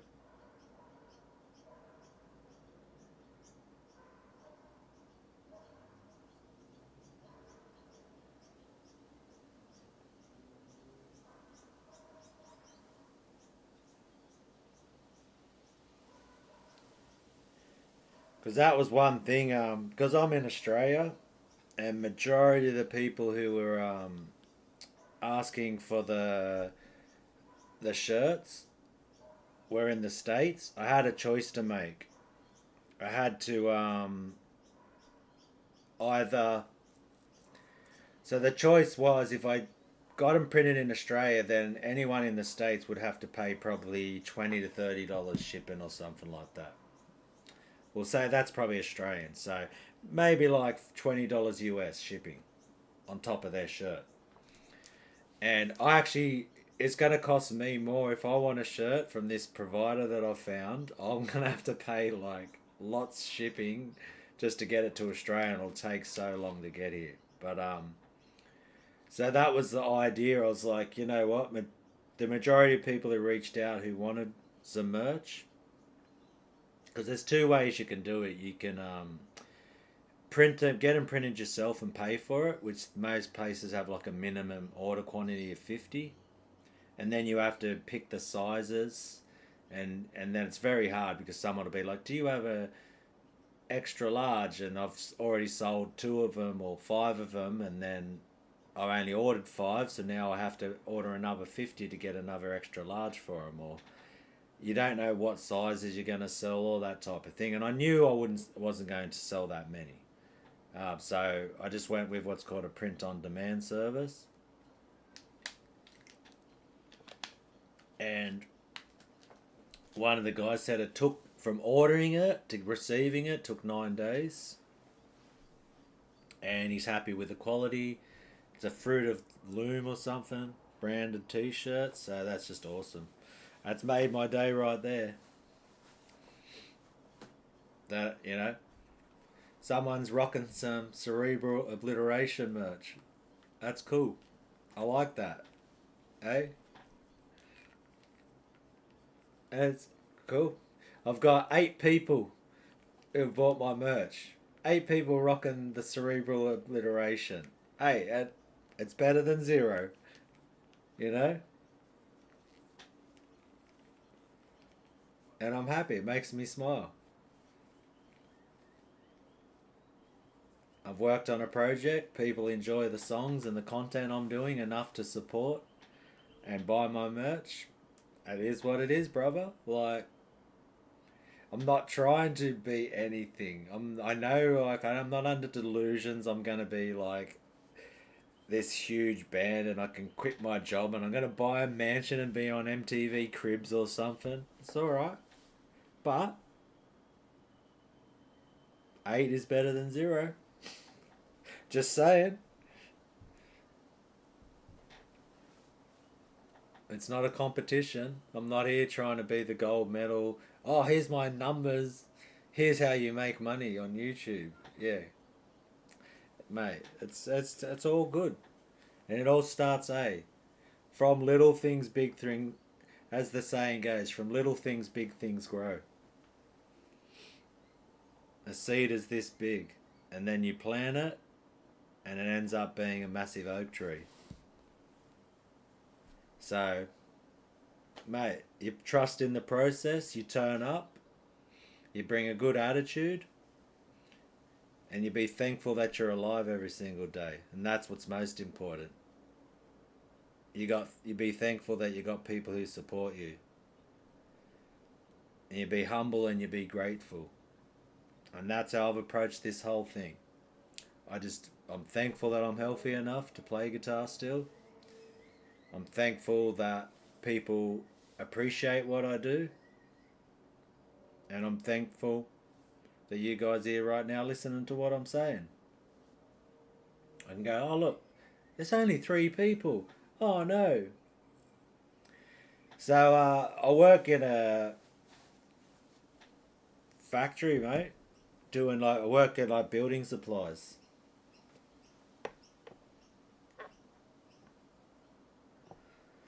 So that's where I get my money from, my full-time job. I've actually found a really good so I'm permanent there, so you get paid holidays and benefits. You get 4 weeks paid holiday in Australia. It literally takes me right now, if I wanted to drive to work from where am in this house right now, it would take me 5 minutes to drive there. I'm very fortunate right now where I am. Where this house is, like I've got massive field, like it's all going good, man. And yeah, maybe if I get it 2 traffic lights, like in the morning, it takes me with all the traffic, it takes me 7 minutes to drive to work. So, anyone who works, knowing that it only takes you 7 minutes to get there, and you can make your living, and it's building supplies. So that's basically what I do. Is I just you put in an order in a factory. I physically have to go and grab 6.5 meter lengths of aluminium, pieces up to 30 kilos, where I got to carry it on my shoulder, and that's what I do. Physical labor, grabbing building supplies for the housing industry. So yeah, I'm part of an industry that helps put windows and door. It's all like the windows and door frames. So what the glass is held by, like the aluminium that goes around your windows, the tracks that they run on, your sliding doors, screen doors, the mesh in the screen doors, and all the parts and pieces and components that go into that. And that's what I do. And then I come home from work, then I enjoy my guitar.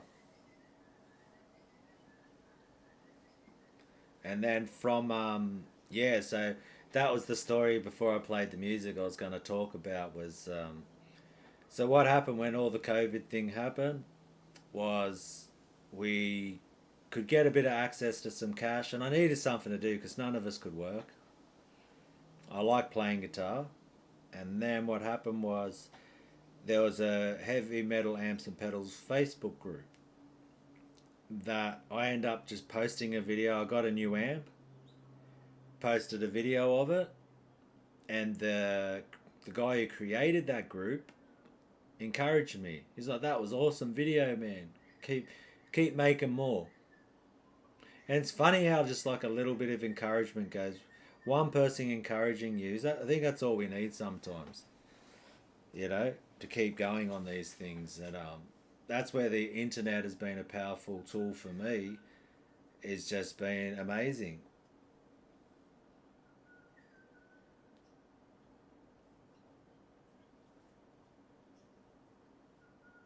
Yeah, awesome, mate. Congratulations.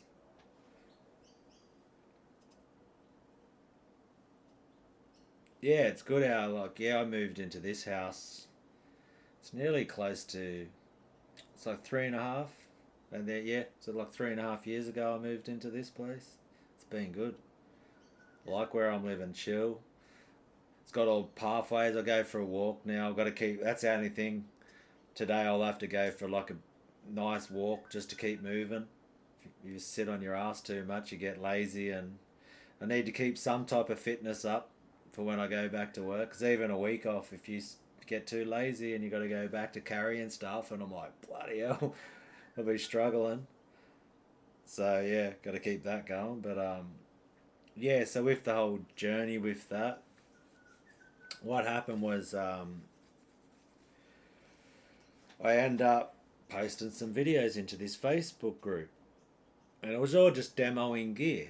And that went on the whole. I think a lot of us, when COVID happened, we were stuck at home. We started buying lots of pedals and amps, and we're just experimenting with tone, just being the guitar nerds that we are. And so I got encouraged with that, and I was like, "Oh, that's cool. He enjoyed what I did. I'll make another one."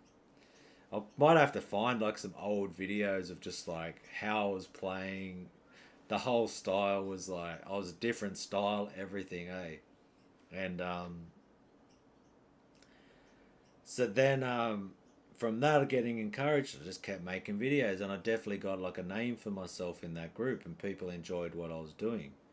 In that time, also when COVID was happening, I wasn't too impressed with what was happening in the world, and I probably started getting a lot more. I was angry with it, and that's when I started getting more into more and more extreme music. I would say listening to it just for some reason that time in the world, yeah, I needed more extreme music, and it changed the way I listened to music. It changed how I was approaching it. I needed that to get the aggression out, and yeah, started wanting to play faster and just yeah, more filthy riffs, whatever that is, you know. And so from that, and my style changing and all of that, and people watching me play on the Facebook group, then what happened was people would reach out to me, and they would say, "Oh, you know," I'd get a friend request or a message, and they'd be like, I've seen your videos," and I was getting lots of good comments and support from Facebook and the groups, and they're like, oh, "I've just started playing guitar," or "I'm about to join a band. I like the way you play. Can you give me some help, some pointers? Or do you do lessons?" Things like that would be the questions in the comments. So I was like, "Okay, I'll have a talk with you." And at that point, I was just like, "Oh, if you're happy, like if you really think I could offer you something, then let's just do a video call and I'll give you a video lesson. No worries." Like, cool. I'm happy to help people out. I really do enjoy that. Like this, you know, if someone then going, "Oh, thanks for that lesson. It really helped me get this technique or think about something differently." So it was literally 3 years before I started the YouTube channel. I was giving free guitar lessons for people I met through Facebook. Majority, and they were all from America, the people I was giving the lessons to. So yeah, it was just people seeing my videos, thinking I could help them out, to the point where they liked the way I was playing enough to send me a message to say, "Can you help me?" And I'd be like, "I'm happy to help you, man." Like, yeah. And they were grateful. They're like, "Are you in a band? Like, what are you doing? You play pretty good, but what's going on?" And they were just more grateful. They're like, "Man, you play guitar good. Like, I love the way you play. Thanks for helping me." And every single one of those people that I helped out was always grateful. So then from that, one of the guys, then I got encouraged. They're like, I was talking to him and he's like, "Yeah, you should put something." It was either, "Yeah, you should put something on YouTube," or it was like, I was trying to make him a lesson, and then I was like, "You know what? You can only upload so much through Messenger and the size of the files at that time." So I was like, "Okay, I'll just make a video with some tabs and stuff and chuck it up on YouTube." That's how this whole thing started. And here we are.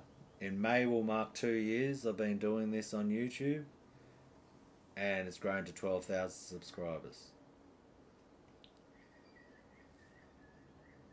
And yeah, if you would have told me, we're talking 5 years ago now, well, it would have been 2019, so 6 years ago. If you would have told me that I'd have a YouTube channel with 12,000 subscribers 6 years ago, I would have thought, why, that's not going to happen. I'm not as good as these other people. Yeah.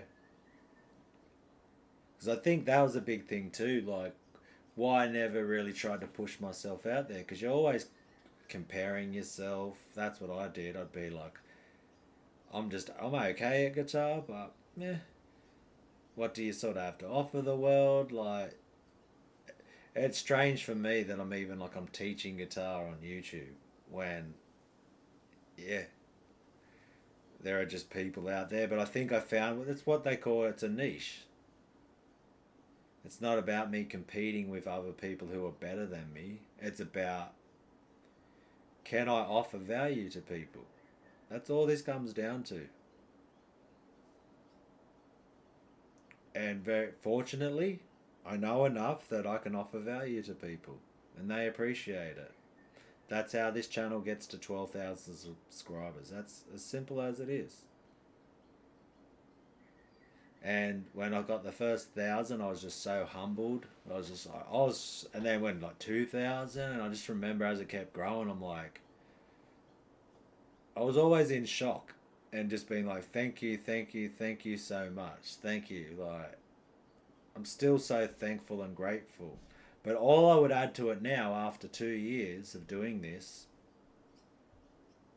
is that I have put in the work to grow this channel to where it is.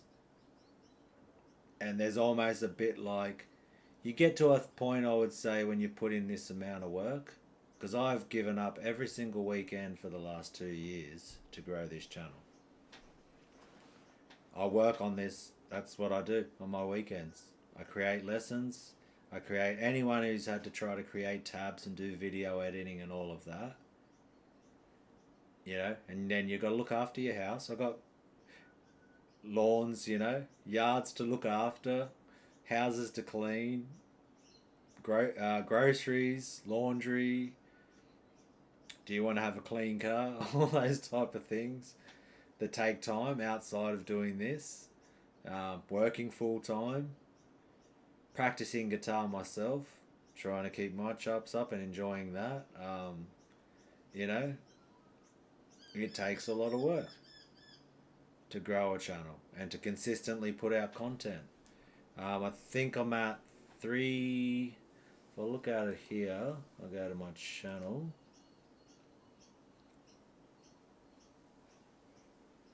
Where's my channel? A couple of comments.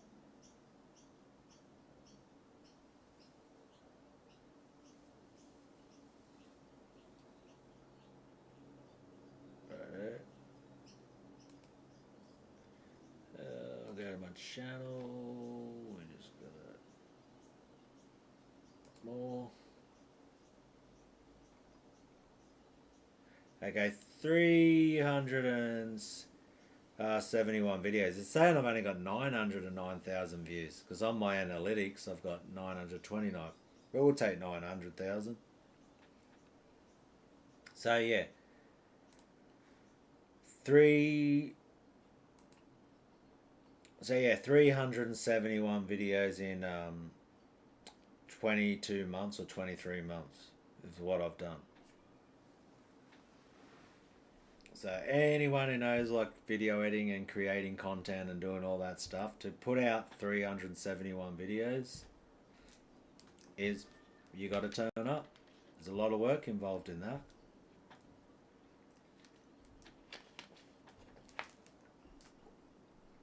And so yeah, it's been, like I said, with the gratitude and thankfulness that people have reached out and encouraged me. That was a big one too. So not only my hard work, I would say, well, not even hard work, just work, being consistent. That's what it comes down to. And then the people leaving the comments is what's kept this channel going, because I think you could easily burn out doing this. But that show, I think it is when people say thank you and that I've helped them. I think that's what motivates me more than anything. That I've found that's like a thing in my life, like helping people is a good thing. I enjoy doing that, when it's a very big motivator for me. Because obviously, you know, financially, the amount of hours I put into YouTube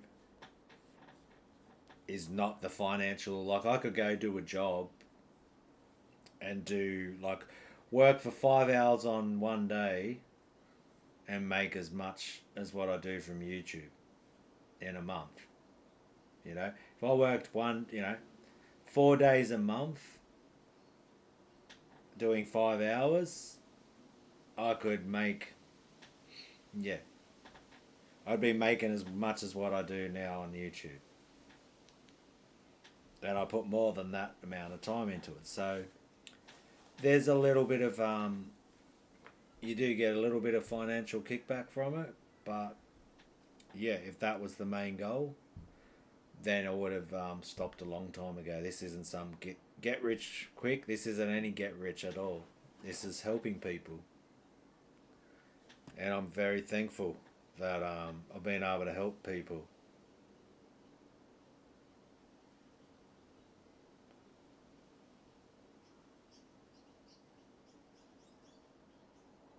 Yeah, that it's so humbling, Jason. Like someone with your experience, that in some way I've helped you defeat writer's block. That is just that I don't even know what to say to that. Like that is just, it's so humbling, that, and that motivates me right there. You know, you can't, and I don't even know what I'm doing, but I just do it. I just enjoy what I do. It just comes from a love of the music.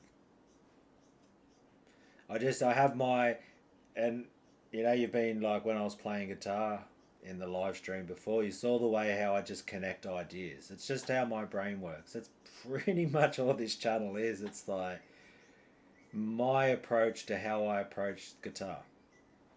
And that's all I teach. It's just like I take single notes, I implement different picking techniques, put palm mutes, pinch harmonics, and that's it. And you just mix it up. You use like the different rhythms, you do breakdowns, half times, tempo changes.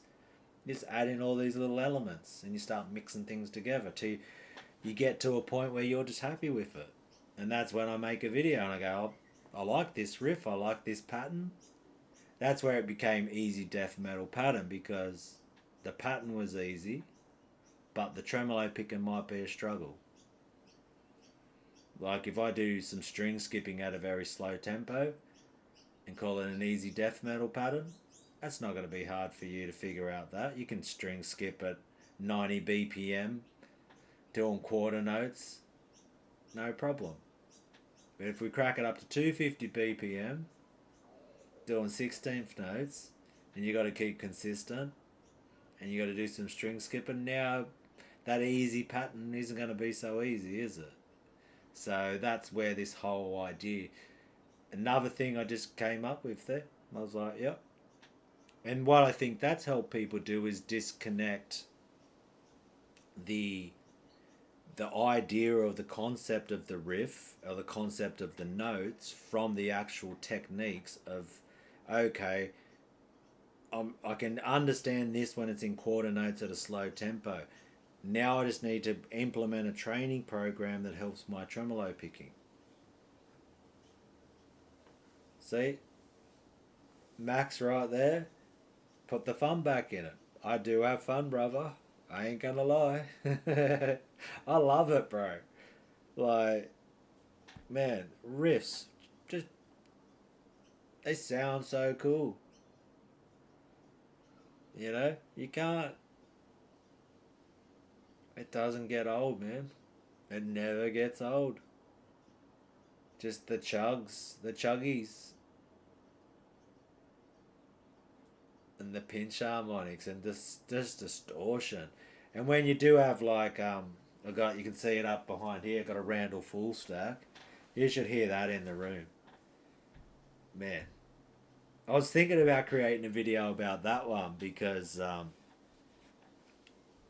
people will be like, you don't need a full stack. Like I've got a 400 watt Randall full stack in a bedroom. And they're like, well, that's too much. You're not playing live. Like, why do you have a Randall full stack? 8 speakers at once, just throwing out the... I don't play it cranked. But I'm telling you now, a full stack, 2 4x12s full stack, sounds different to a 1x12. That's all it is. It's that simple. And I'd say go and experience it. Plug into a full stack and plug into a 1x12 or even a 2x12 or a 4x12. Experience them all.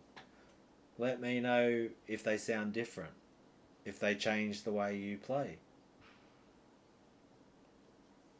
Of course they will. Yeah, because I can easily just go like, and I got a switching system where I can mix up a Randall. So that if I play the Randall, it'll play through the Randall 4x12 and one of these other cabs I've got. So I can play the Marshall mixed with a Randall V30. So Marshall speakers mixed with V30s. There's a lot you can do. Which one should I play? C? Yeah, we might do some 6-inch C standard with the Randall. Move this one out the way.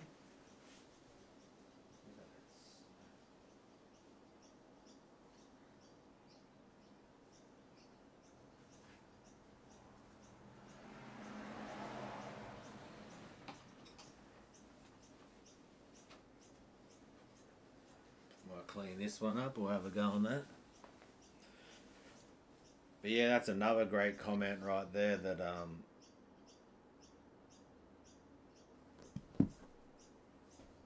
yeah, putting the fun back in it for you. That encourages me again. I'm like, hell yeah. That comment's really great too, because when I do get the like, why am I doing this content? Because you can only teach so many things. It's like, you know what, that comment lets me know that just the way I'm approaching it or playing riffs, or I think just my attitude is something that is almost like a thing to put online. You know? Having a certain type of attitude, because I think your mindset when playing an instrument is a very overlooked topic and discussion that a lot of people don't talk about on online lessons. It's all about, here's a course of here's the scales, here's theory, here's how you do all that sort of stuff. You can see my OCD now, getting all the dust out of the guitar. I hate dust. But you never hear people talking about mindset and attitude.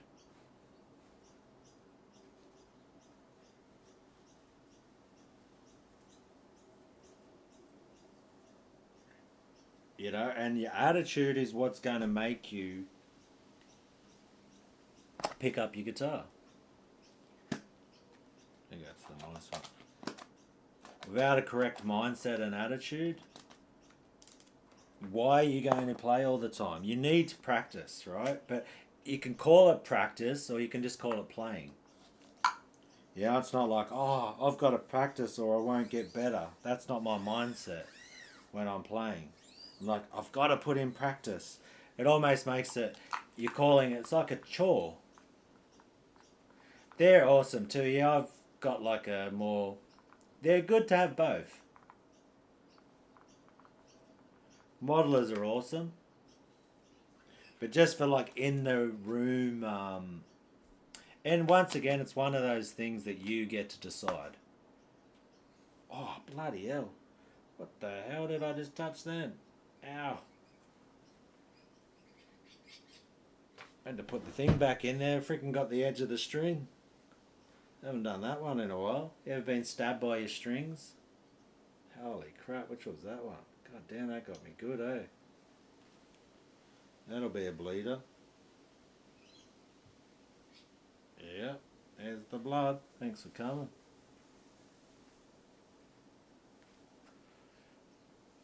Yeah, they all got their purposes for sure.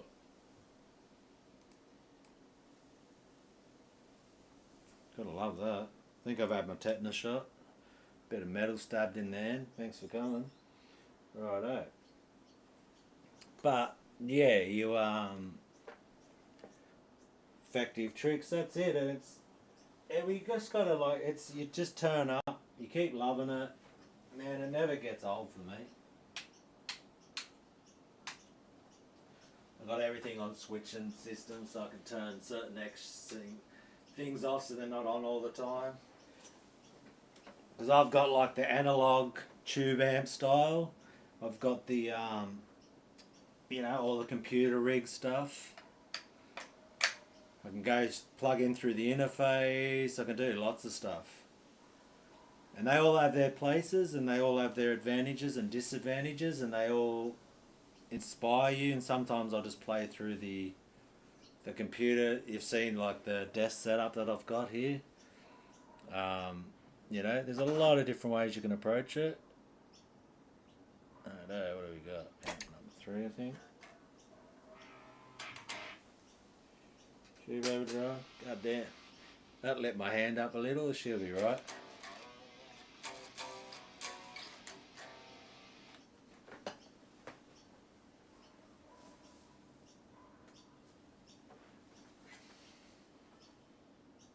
Okay, put that on play.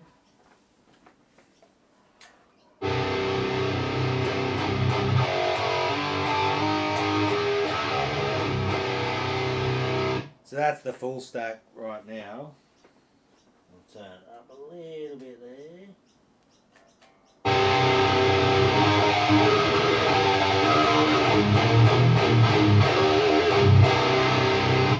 If I want, I can add in the Marshall cabinet with the 4x12. I flicker that switch there.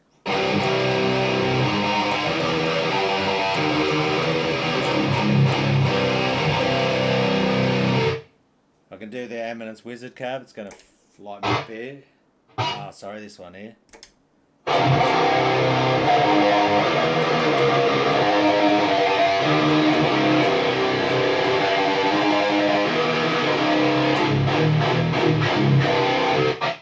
The Marshall was pretty good. Go back to Marshall with V30s. A mix, so this is like combining the Randall V30 and a Marshall cab.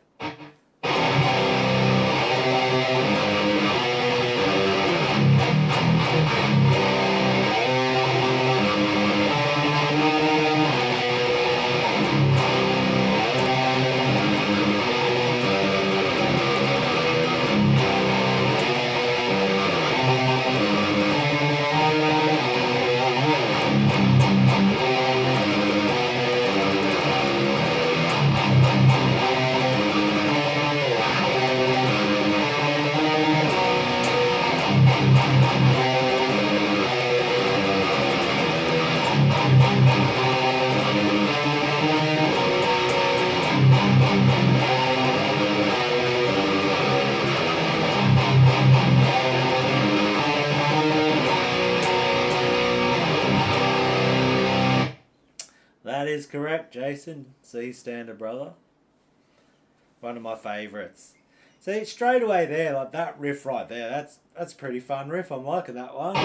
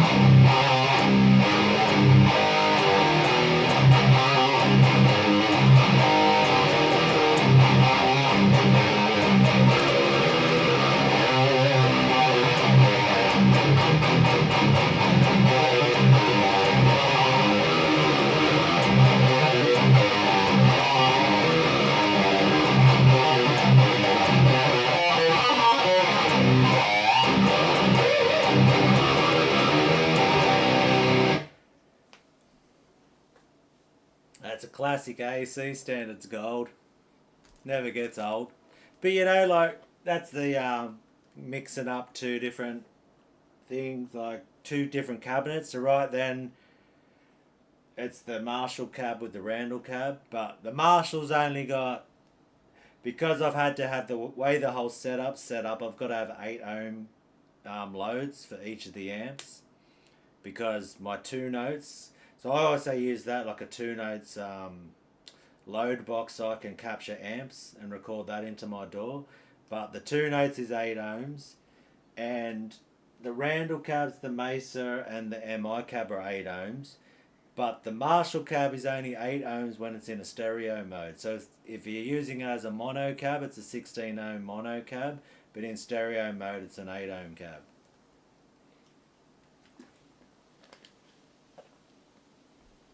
So, but it's still okay. So right now it's like 6 speakers right now.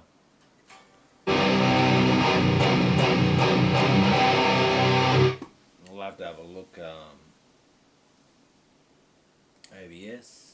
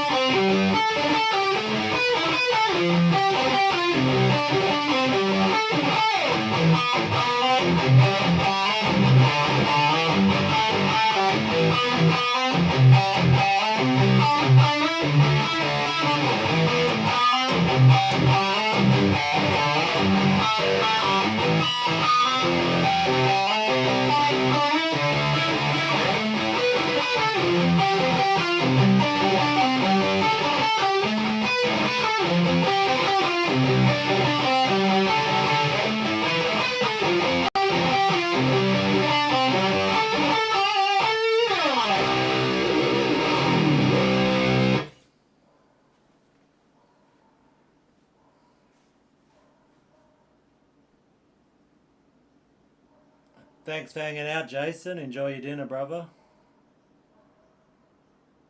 Yeah, look forward to hearing from you, mate. We'll light up some riffs.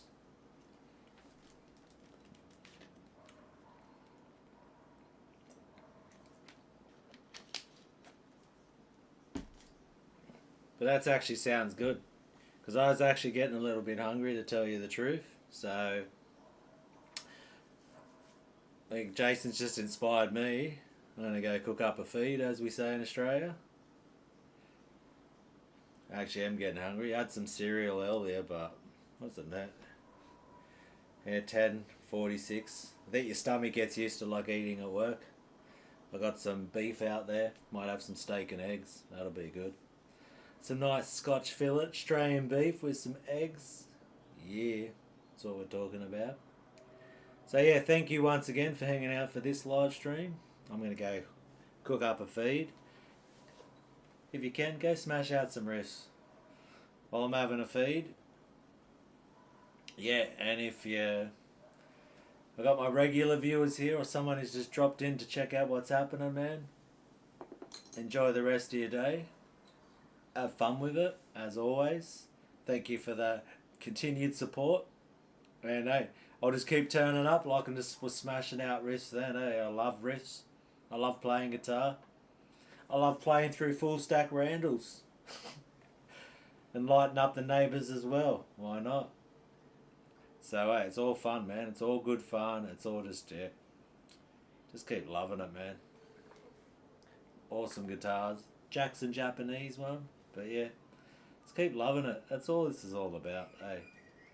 And once again, I'm so thankful, appreciative that anyone would stop in and even watch what I'm doing and listen to me talking right now, man. So thank you once again. And I'll just keep saying it all the time, man, how thankful I am that any of you would even want to tune in or listen to what I'm even saying right now. So, yeah, it's greatly appreciated and it's never lost on me. So, go light up some riffs. Enjoy the rest of your day, man. Stay safe. Stay healthy and